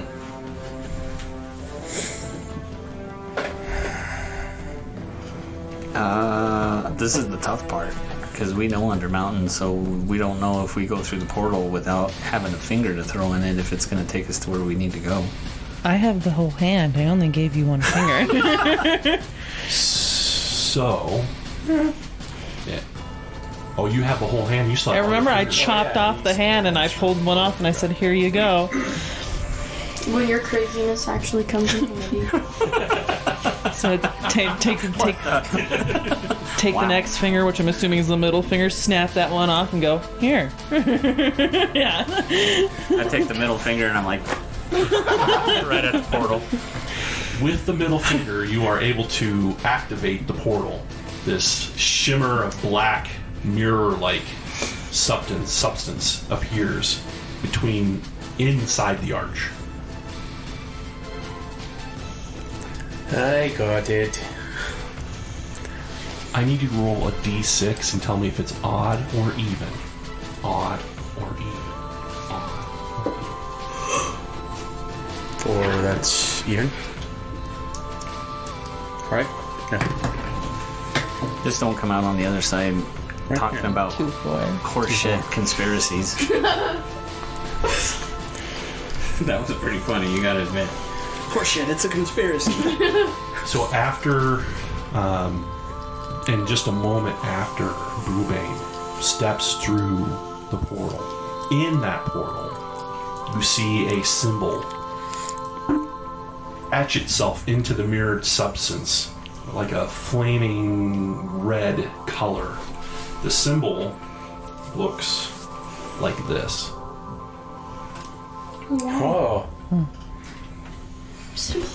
I need you to write down where it says boon effect. Boon effect? The bottom part. Okay. Looks like I'm invincible for the next 24 hours. Hurry, go back in. We'll take the lich out. Yeah. I assume the rest of you follow. Mm-hmm. Yes. You find yourselves in the tunnels that lead between this location and where you originally that head back to Skullport. And on that note, my understanding is, no, not on that note, but my understanding at this point is your plan is to go all the way back up to topside. I don't know if there's anything between what you're doing now, and my guess is eventually you're going to try to track down and find the current Blackstaff. So that's my assumption, is from here that you're going there. Is that a correct assumption on my part? That is correct. Kicking me in Jimmy's, is that what this is? No. That is correct. Alright, so that's the plan. That's what you guys have decided to do. And we will jump into that in the next session.